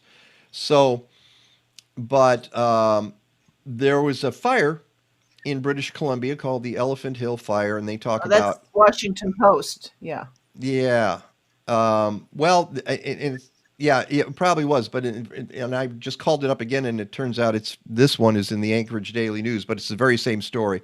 So, yeah, it was originally in the Washington Post, and it burned for 3 months. All right, and this was in 2017. Yeah, that link's not working either. Well, no, I got it. I had to go track it down, and I'm going to fix those links. Because again, I know what I did, so I'll fix those links. But the idea is that in countries nowadays, when they report their carbon sequestration and loss of carbon into the atmosphere, they don't have to report forest fires often, or they don't. Let me put it that way. There's no requirement that they do, and countries like Canada say, well, that's basically basically an act of nature, so we can't account for that. We can only account for managed areas. So if we lose carbon to the atmosphere there, but something burns, we don't have any say of it. So this is how they cheat. This is how they cheat and talking about how much carbon they're responsible for as a country. And it's because there are no hard and fast rules for that. Apparently, the United States, to its credit, if the forest burns and that carbon goes back into the atmosphere, they say, well, yep, we have to add that in. Other countries do not. Apparently, this fire was the equivalent of, 8 million cars? Exhaust from 8 million cars over a year? Yeah. I think the equivalent of this fire that burned for 3 months. It says a recent Washington Post investigation found an enormous disparity between the emissions that countries report to the United Nations and what these independent data have documented. That gap ranges from at least 8.5 billion tons to as high as 13.3 billion tons a year of underreported emissions. The most substantial part of that gap, at least 59%, stems from how countries account for their emissions from land. And so Which would include the point, permafrost melting as well. yeah, which they go, well, we don't have any, but it's contributing to carbon in the atmosphere. So they're pretending that the carbon isn't going in there. That doesn't help anybody. If you, just so you can say that you're one of the good guys, meanwhile you're letting all this carbon in. Yes, it might not be your fault. I get that, but you have to account for it anyway. It's still on your land. It doesn't do us any good if we don't have an accurate representation of the carbon going into the atmosphere. Well, actually, they do. They just don't count it against them in these agreements, like the Paris Agreement or whatever. So I just found that really amazing when I read about that. So let's see. Oh, let's talk about the one that you sent me, Peggy. Which again doesn't have a link. I am so sorry. I just really screwed this up when I was putting these together. Just when you think your work matters, a survey comes along to set you straight. That's from Unspun. And Just Carrie Gillum. Yes. We've had her on the show. I'm trying to get that one open right now because I know I've got the link, but I've got it right here too. Okay. There we are. Yeah. Okay. So Carrie Gillum, she is a journalist. She's written an entire book. We've had her on the show on glyphosate. I'm sorry. Which is the active ingredient in Roundup. Okay. And what's interesting is people might not know what glyphosate is, and that's part of her article, but they know what Roundup is. They do know what Roundup is. So results from a new consumer survey released yesterday, this was written April 20th, show that virtually no one knows about a chemical called glyphosate. Parenthetically, a chemical that I've spent the last 20-something years writing about, including authoring a whole glyphosate-focused book. It's the active ingredient in Monsanto's Roundup herbicide and hundreds of other weed-killing products sold worldwide. But surveyors for 1 Degree Organic Foods found that despite the fact that glyphosate is the most widely used weed killer on the planet, despite the fact it's a subject of litigation brought by more than 100,000 people in the U.S., and despite the fact that scientists around the world have been warning for decades that glyphosate exposure could cause cancer or other health problems, 81% of North Americans said they were not familiar with glyphosate. On a positive note, the survey found that nearly 70% of U.S. and Canadian respondents said they were trying to limit pesticides in their food and on their lawn. So once made aware of what glyphosate is, 90% of North Americans were then very concerned about glyphosate in their foods. Yeah. And she wrote the book, Whitewash, the Story of a Weed Killer, Cancer, and the Corruption of Science. And I think we had her on in 2017 to talk about that. I believe that's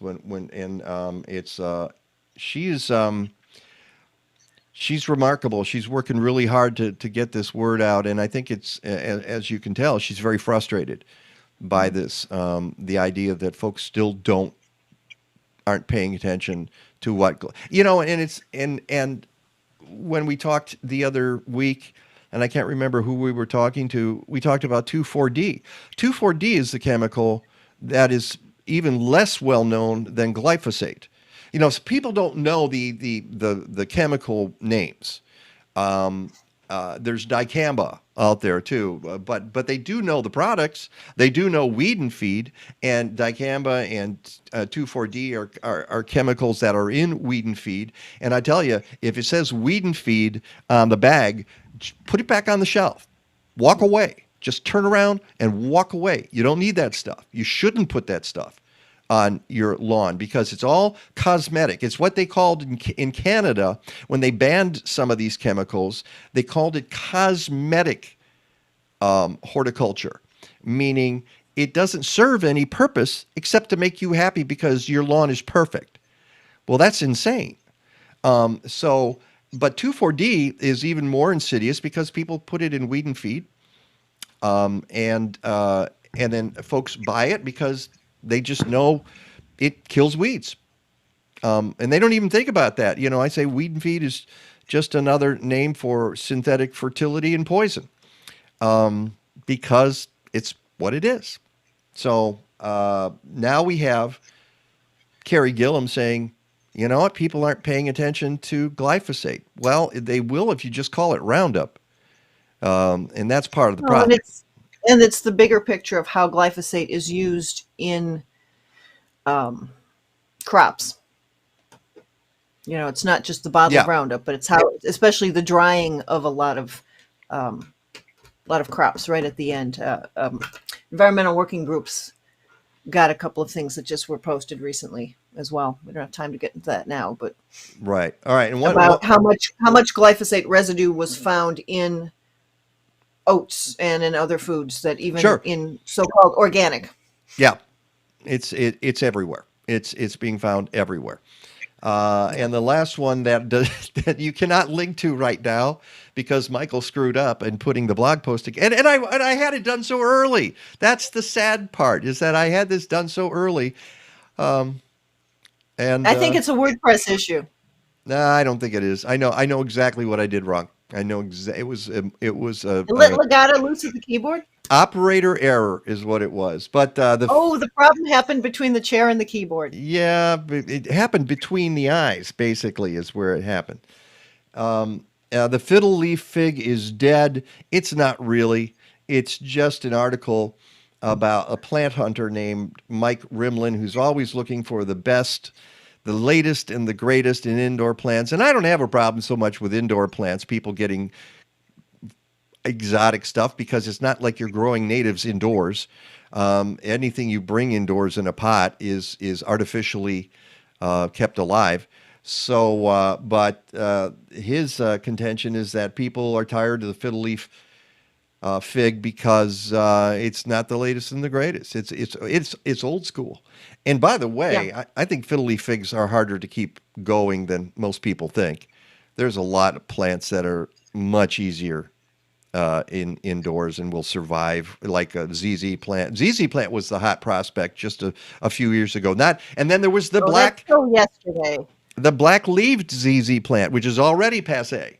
But you know, chafleuras and begonias and wax plants and whatever else. My contention is, if you raise them well and they look good, you don't need the latest and the greatest, because you're probably going to kill it anyway.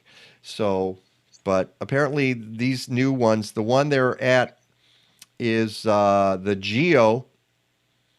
That it looks like Mars, he says, with slightly curled, almost black sprouts and a thick leaf that suggested it would be hard to kill. All the qualities of a hit houseplant. And then they have a photo of it. So what I'm going to do is get that link back up there so you can see what the Geo looks like, because that's it. That's the plant of the month. Plant. The it plant, yes, exactly. That all the plant fluencers like. Yep. All right, we need to get to meteorologist Rick DiMaio. Stick around, he's back, and he'll be here in just a couple of minutes. From spring seed and soil treatments to summer foliar feeding to fall stubble digesters, Blazing Star provides microbial tools from Biologicals for natural and organic farmers. They have solutions for home gardeners too. And Blazing Star also offers agroecological education and consulting, especially for permaculture work in zones 4 and 5. Learn more about these great folks and great techniques at blazing-star.com.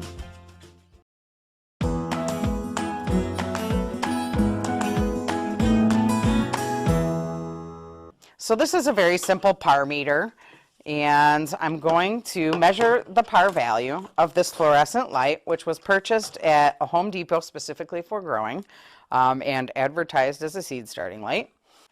Minimally for par value for just seed starting, so just to the seedling stage, you want a minimum of 80, really. 75 to 100 will do the trick. I would say 100 to 150 is far better. But right now, at about a foot above the plants, we're getting 49. So now we're going to, let me plug in our Happy Leaf light. This is our 17-inch Procyon 2.0, and it's a really great all-around light. They also come in 33-inch lights, which I have set up here, which is where I'm going to actually put my seed flat. Let's get it about a foot over. I'm getting a value of 335.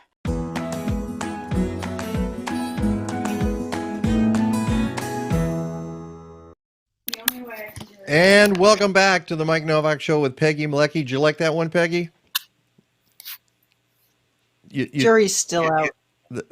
I like it. No, I'm sorry. I think it makes a really, really good point, which Yeah. is, Yeah. Oh, yeah. I'm just talking about the actual video. I'm not sure what you mean by that.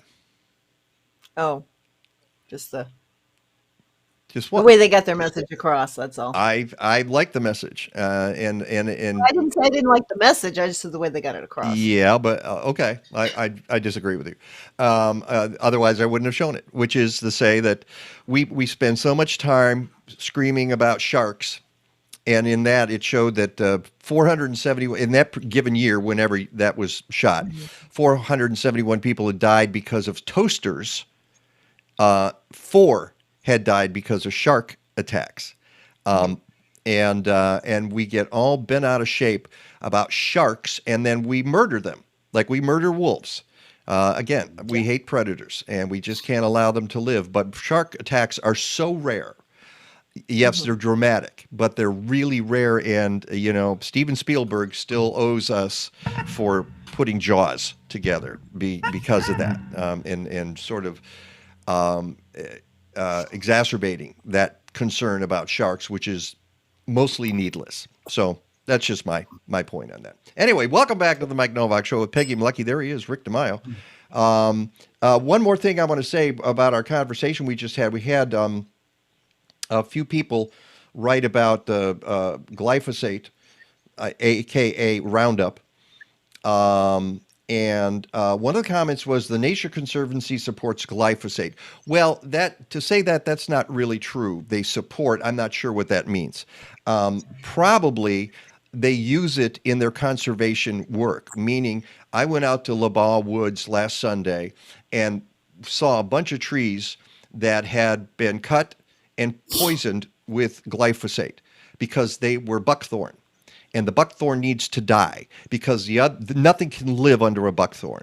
And so if these conservation groups did not have glyphosate in their arsenal, they could not do their work, and we could not restore native lands.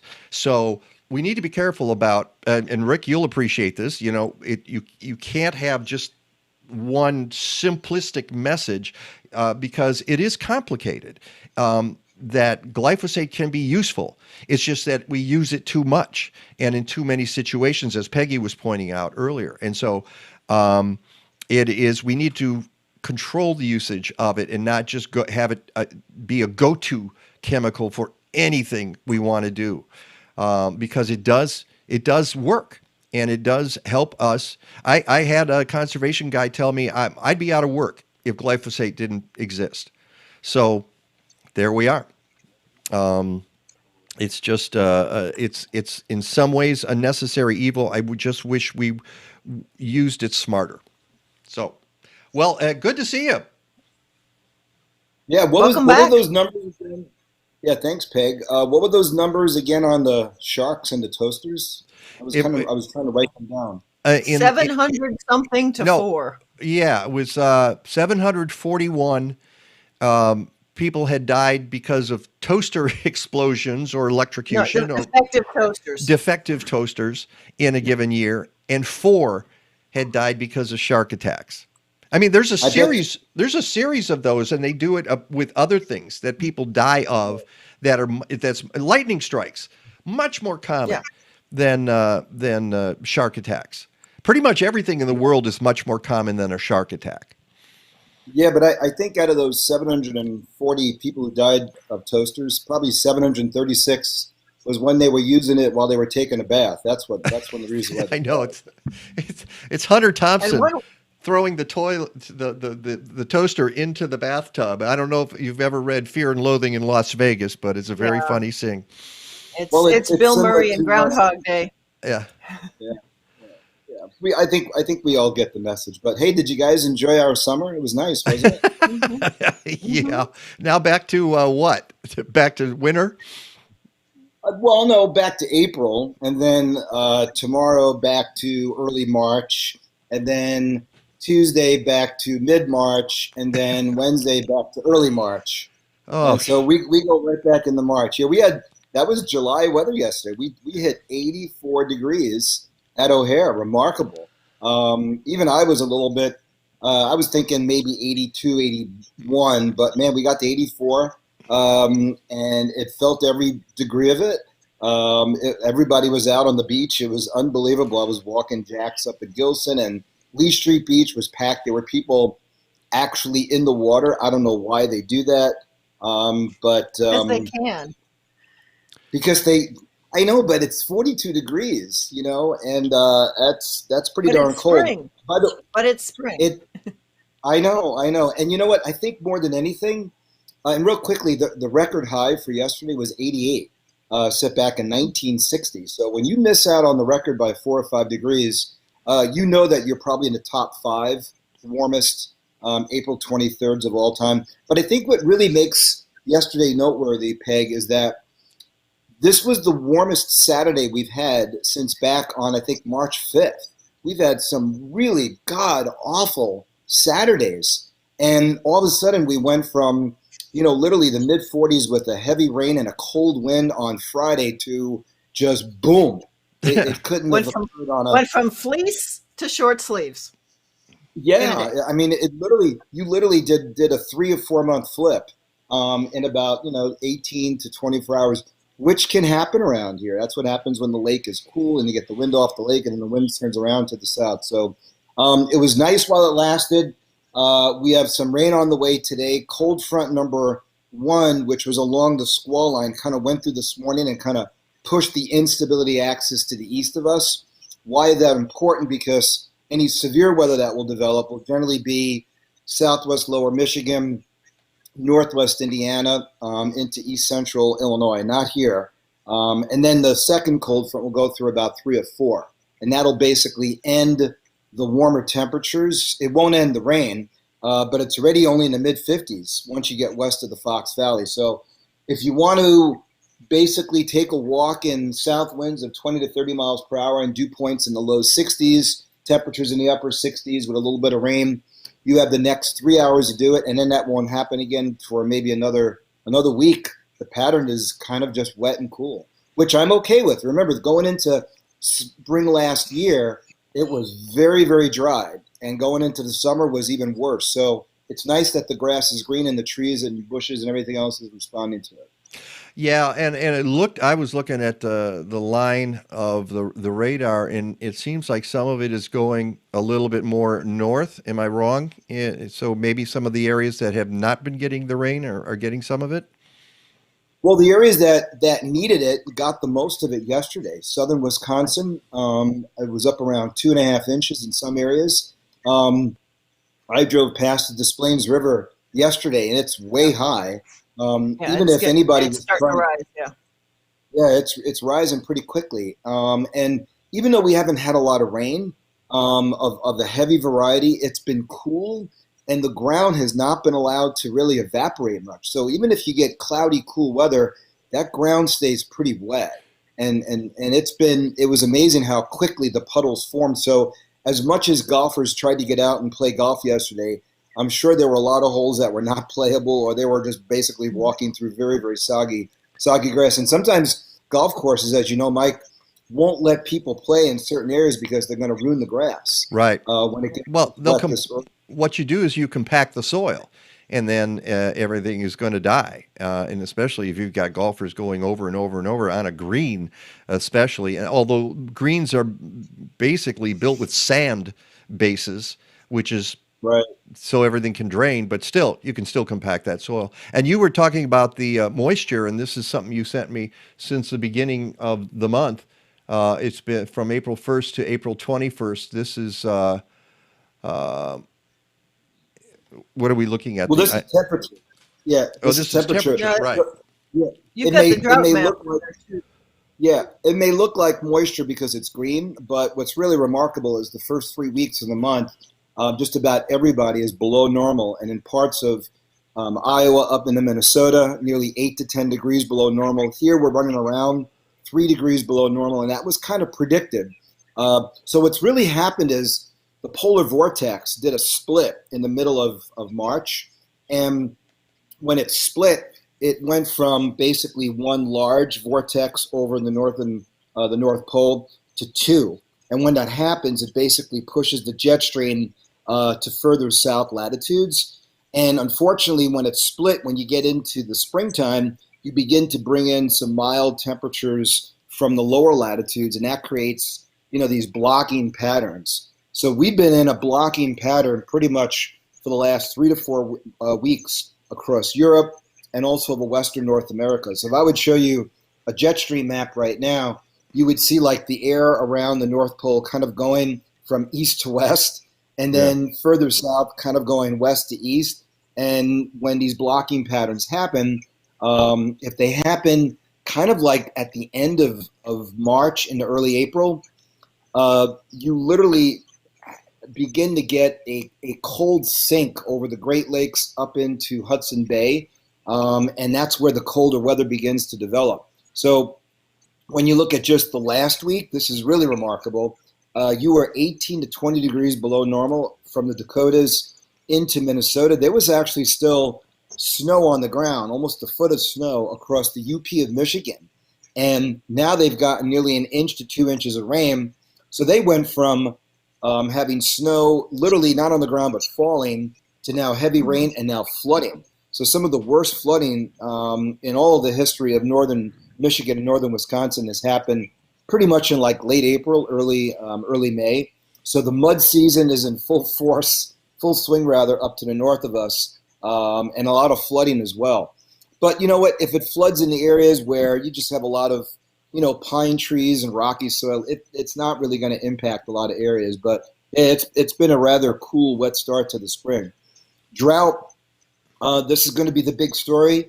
An amazing amount of dryness from Texas up into parts of the northern sections of Texas, I should say the Oklahoma Panhandle. Still some areas in West Texas, six months now without any rain.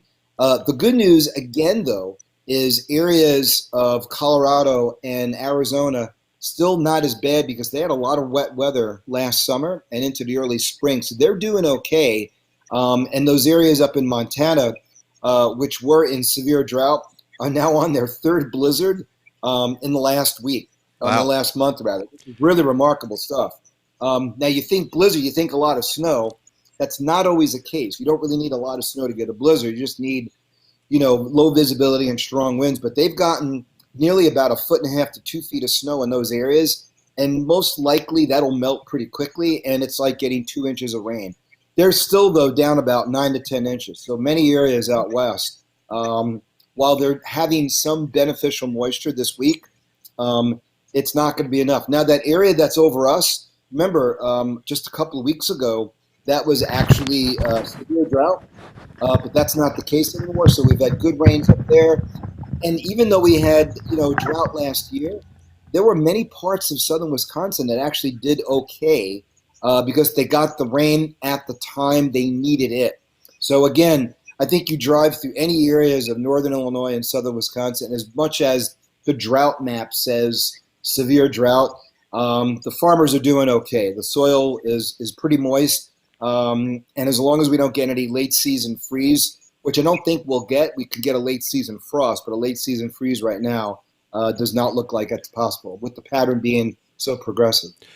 You said meaning in the 20s, meaning in the mid 20s. Correct. Yeah. It's and that's important to note because people say, "Oh, it's been so cold." It just hasn't been warm. So to really get super cold, you need to have like a big, enormous, like polar high come down.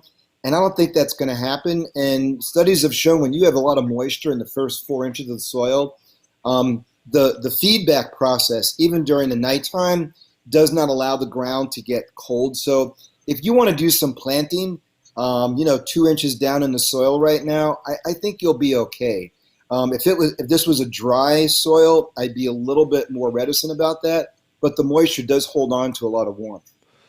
And looking at what we've had going over us the last day and into today, that's pretty. This is.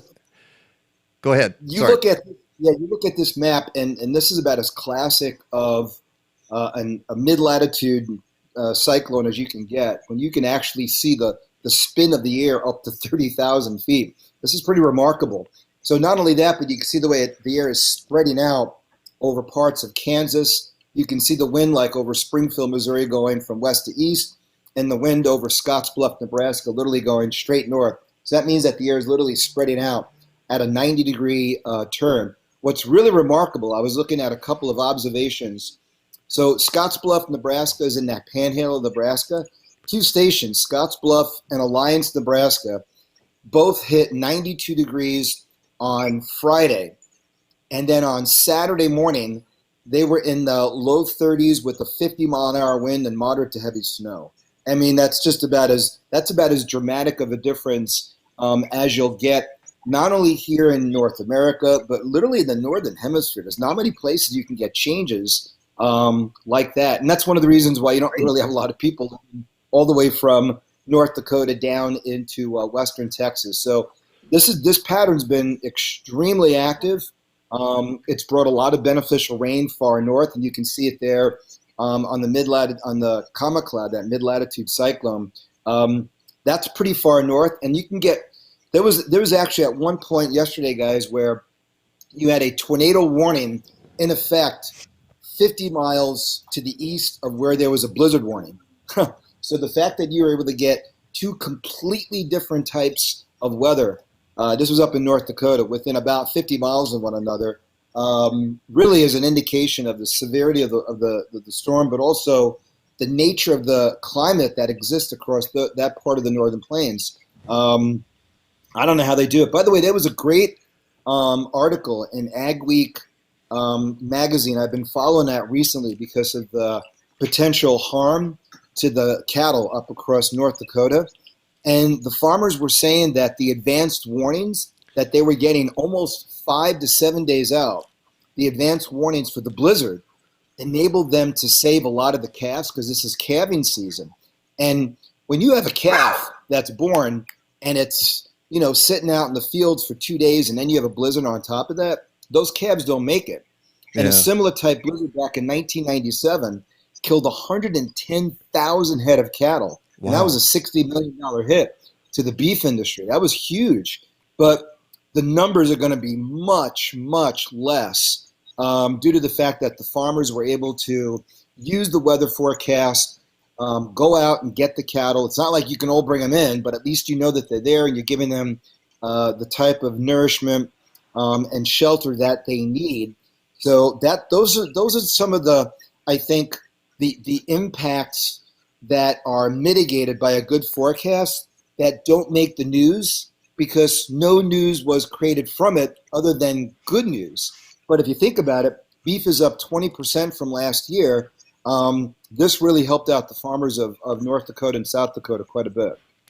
And here's the progression of some of the storm system. These are maps at 18,000 feet. So some of the viewers probably are probably going, "What the heck are we looking at here?" But this shows you that not only do you get strong winds in the upper levels of the atmosphere, but these winds were producing, it was like 70 to 80 mile per hour winds around the Albuquerque, Santa Fe, Trinidad, Colorado, Pueblo, Colorado area on Friday. And which, by the way, they're having terrible fires down there. Right.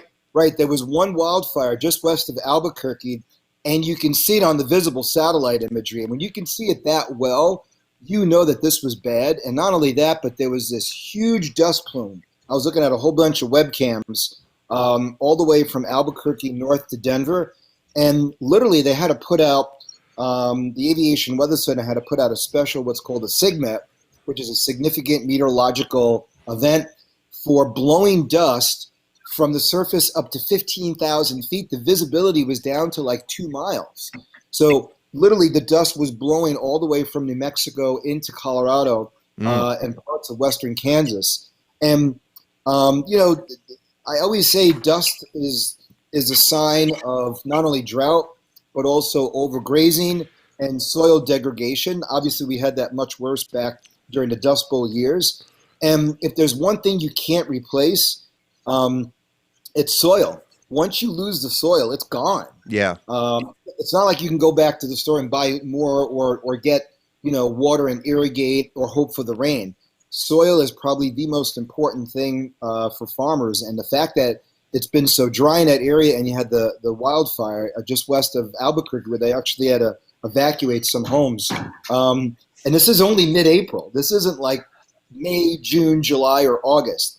So I always like to call this is the fireworks going off on Memorial Day in advance of July 4th. So that one was at 18,000. Now we're looking at 10,000 feet. So what are we seeing here? Is this a progression, or is this just? No, it's just different levels of the atmosphere. Here's Stacked layers of the atmosphere. Yeah, I know, right? But so what does the green stand for in these charts? So that's 18,000. Here's 10,000. So right, what is the it? green is the moisture. The green is the moisture. So if you look at the bottom, you see 70, 80, 90%. So this shows that the moisture wrapped all the way around. And as it blows from south to north, it goes from, say, 1,000, 1,500 feet over North Dakota up into the higher levels, up around Rapid City, Spearfish, the eastern plains of Wyoming that are about, say, 5,000 feet. So that upslope flow in the wind literally captures the snow, which is one of the reasons why that area is so prone to blizzards. So I was just looking at a webcam out of Leeds, South Dakota. They got about 2 feet of snow on the ground and 3 to 4 foot drifts. So again, you think about those areas where all those cattle, and especially this time of year when the calves are not more than a week or two old, many of them die. Well, you sent this photo. This is Wyoming. That's Douglas, Wyoming. Yeah, that is literally just to the west of Rapid City by about 50 miles. So this was on Friday, and then the next map shows you Saturday. Yeah. So think about that. You're a week old. What are you going to do? So a lot of times the cattle will get lost, and the farmers can't go out in the fields. It's not like they can get on a truck or an ATV. They literally have to go out there with snowmobiles and pull these enormous bales of hay, which weigh a lot. And if you think about the number of cattle that they have, the one thing that the cattle need to survive more than anything is water. So it's not like you can bring water out and expect it to, stay the night. It's going to freeze. Yeah. So it's about as hard as anything you can ever imagine this time of the year when there's a late season blizzard. Because dairy cattle, they're cooped up, but the livestock, they're everywhere out in the field. And some of these farmers have, 5,000 acres. Where do you begin at that point? So these are those stories again, Mike and Peg, that the fact that they were able to say that the weather forecast 5 days in advance helped them out. That really, it makes you feel good inside. It really does, especially when you see a farmer literally with the calf around their shoulders walking, and you know that that's not the first one. It's probably the 5th or the 6th or the 7th that they've carried in. So yeah, it's pretty cool stuff to see that. Well, other cool stuff that you sent us is the Great Lakes, what's going on in the Great Lakes here, the water temperatures. The ice still on Lake Superior. Yeah, now I didn't go back and look to see whether or not this is how far it is from normal. I meant to do that, but I kind of got off into other territory there. But you can see right along the southwest shore of the southwest side of Lake Michigan, it's 6 degrees centigrade. So that's 43 degrees Fahrenheit. But if you go up the lake, Door County, Green Bay, as you can see, is like 0 to 2. So it's probably about 32 to 33 degrees Fahrenheit. And as Peg alluded to, Lake Superior is still in the low 30s and still has ice on it. So that little patch of white there is not actually, that little patch of white is Isle Royal. That's that small island there, but still there's some ice. Yeah, there's still some ice, mainly along the shoreline around the Apostle Islands, on the other side up in here. But this is getting kind of late. And again, that's because it's been so cool. So this April's almost acted like March a little bit. Yeah. And then you can see it still says 2.5%. But that's an amazingly cool start to the period. The good thing is that the lakes are down. And one of my questions, I just rewrote my second exam for my Loyola students. We were talking about Great Lakes and climate change. And even though I talked about it, I always like to give them links in the exam so that they go, yeah, but isn't it? Even though I said it, I put the link in there, and 3 different links still do not really connect any long-term trends of the lake levels, because we've seen in 2012 with the very, very dry pattern, the lake levels went down, and then within 5 or 6 years, we had 2 very, very wet springs in a row, the lake levels went up. So as long as you keep getting things like that, and there's no real trend in the lake levels, you really can't say climate change has an impact. The one thing climate change has impacted with the Great Lakes is the warmth of the Great Lakes. They seem to be getting warmer, and there's less ice. But the odd thing about it is the less ice allows more lake effect snow to form. Mm-hmm. So that'll make people go, okay, so what are the changes with the Great Lakes and climate change? And as you were talking about at the top of the segment, Mike, it's complicated. It's not that easy. So you have to go by it step by step. However, you plan for the worst thing, which is the high lake levels, and we lost a bunch of beaches. So do you say, oh, that's all right, every 5 years we just want to have people on the beaches? No, you have to rebuild the beaches and hope for the best. Mm-hmm. So it's not easy, it's complicated, but as long as we learn that it's not that easy, it makes you think about it more, and I think that's the most important thing. All right, well, let's look at what we've got coming this week, and let's start with, I think that's this morning. So this is the map, literally the forecast map for this morning. So that shows the front basically lining up from Rockford down to about, say, Quincy. That front is probably about 4 hours from getting through here. It'll be through here by about 3 or 4 o'clock. Again, it won't end the rain, because the rain is still going to be lifting up over the front from the west to east, or from the southwest to northeast. So we'll be down to about 55 by about 6 p.m. and by about 9 or 10 o'clock tonight down to about maybe 48 or 49. So it's going to cool off quite a bit. But the difference with this storm is, remember last week we had all that wind following the passes of that low. This one is a little bit further north and a little bit further west. So we're not going to get into the real strong winds, but we'll still see winds of 30 to 40 miles per hour later on tonight. Remember earlier last week we had wind gusts up to 60. That was pretty impressive. And this is not going to be the case. So this is the map for tonight. And then if you want to go into the next map, this is the map for Monday. So you can see how this system is gradually pulled northward. But because the airflow is coming right in off of Hudson's Bay, around that big high pressure system up to the north over Canada, that air is literally coming down over basically snow cover. And there's still a lot of snow cover across western Ontario. The good thing is that Lake Superior has probably lost most of its ice, but still, once that air comes down Lake Superior and northern parts of Lake Michigan, that cool air just continues to hold on to its chill.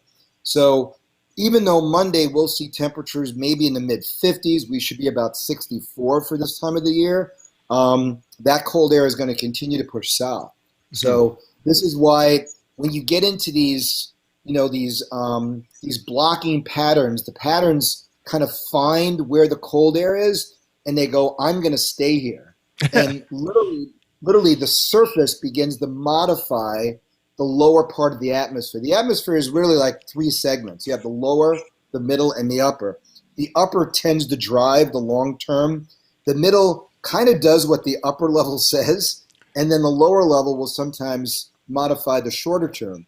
So once you get air that comes down from the Great Lakes and I should say Hudson's Bay and the Great Lakes on Tuesday and Wednesday, that'll modify the lower levels. And I know, Peg, you've asked this before, at what point does radiation take over?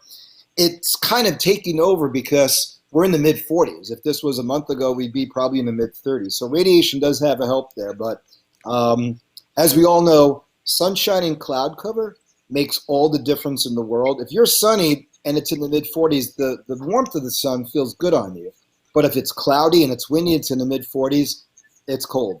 So that's usually the case this time of the year when you have that wind coming in off the lake like that. And here we are Wednesday, as you said, it's mid-40s. here, and you can see that high pressure sort of Yeah, it blasting stays that there. in. Yeah. Yeah, yeah, and as long as it stays over the Great Lakes, we get an east wind.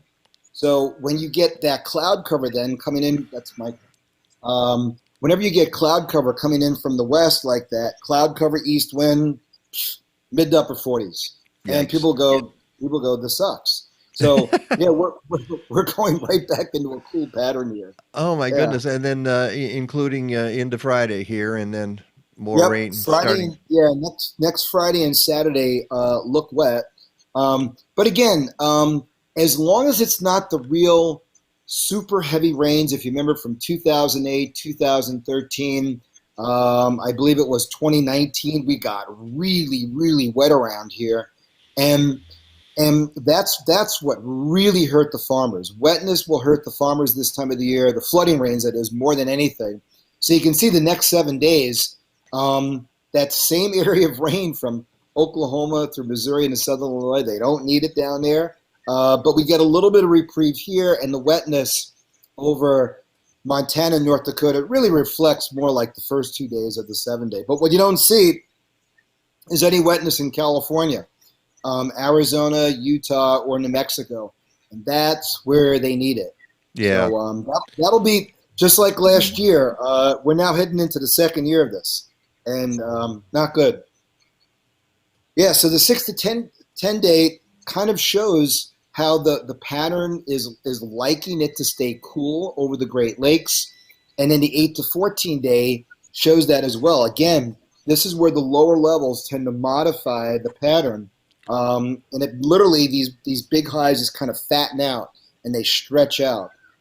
So if you're one that still has not gotten their air conditioning fixed, you got another 3 to 4 weeks to worry about it. Wow. And you're looking at May. The May outlook is not, it almost looks like it just decided to settle over the Great Lakes. Look at that. Yeah, and I'm curious, Rick, because all of the NOAA forecasts were saying May and June were going to be much warmer and wetter than usual, and now it seems this doesn't say that. Yeah, and I think it's probably more June is going to be like that. I mean, we'll probably end up warming up eventually once the lakes lose their coolness. Now you'll probably see that on the next chart. But the wetness is a byproduct of the blocking pattern, and the warmth is a byproduct of whatever occurs out west will eventually shift eastward. But yeah, the blocking pattern that began back in mid-March, you can kind of see it, how it was beginning to show up on the upper levels. So sometimes when, meteorologists look at weather, it's like they look at only the weather that they need to get through, what they need to get through for the day or two. And then you go, okay, what about next week? Or what about next? And then you begin to expand. Next thing you know, you're looking at maps for 2 days, straight, not 2 days straight, 2 hours straight. And you see these like other things going on across the globe. And you just, your focus is, completely different. I'm going to actually be meeting up with a friend of mine who is forecasting for DHL. It's a company that does a lot of, shipping, and his job over the last 2 years has really become more global. And he literally looks out 3 to 4 weeks. That's what he does. 3 to 4 weeks, 3 to 4 weeks. And they look at trends, and they look at how the atmosphere is changing. They look at shipping. They look at, trucking, not so much air freight. That's more short term. But it's amazing how in the supply chain difficulties that we've had, his business and his expertise has been in demand more than ever. It's really unbelievable. And the stuff that he talks about is completely different than the stuff I talk about. Like, oh boy, those planes are coming in on the southwest side of O'Hare as opposed to the northeast side because of the wind and where the thunderstorms are. But, it's all weather, and it all has an impact. But again, I think the two takeaways from this week are good forecasts help the farmers, or the cattlemen, whatever you want to call them, up in North Dakota. By the way, that same area was also shut down for 4 days. The Bakken well, where they do oil and natural gas. And we can talk about Biden and his plan to do more offshore drilling permits. I know a lot of people don't like it, but he needs to be in office, and the Democrats need to be in office to some degree. So if he didn't do that, you could just close the door, lock the key, and throw it away. So the fact that he had to do that was really to save the Democrats' chances in the midterms. I know a lot of people don't like it, but you're not president of the Democratic Party. You're president of the United States. So those were tough decisions he had made. And I talked about this a month ago, that he had to do that. Same thing with releasing the oil and allowing more drilling. As much as you hate to say that it was needed to be done, it was needed to be done.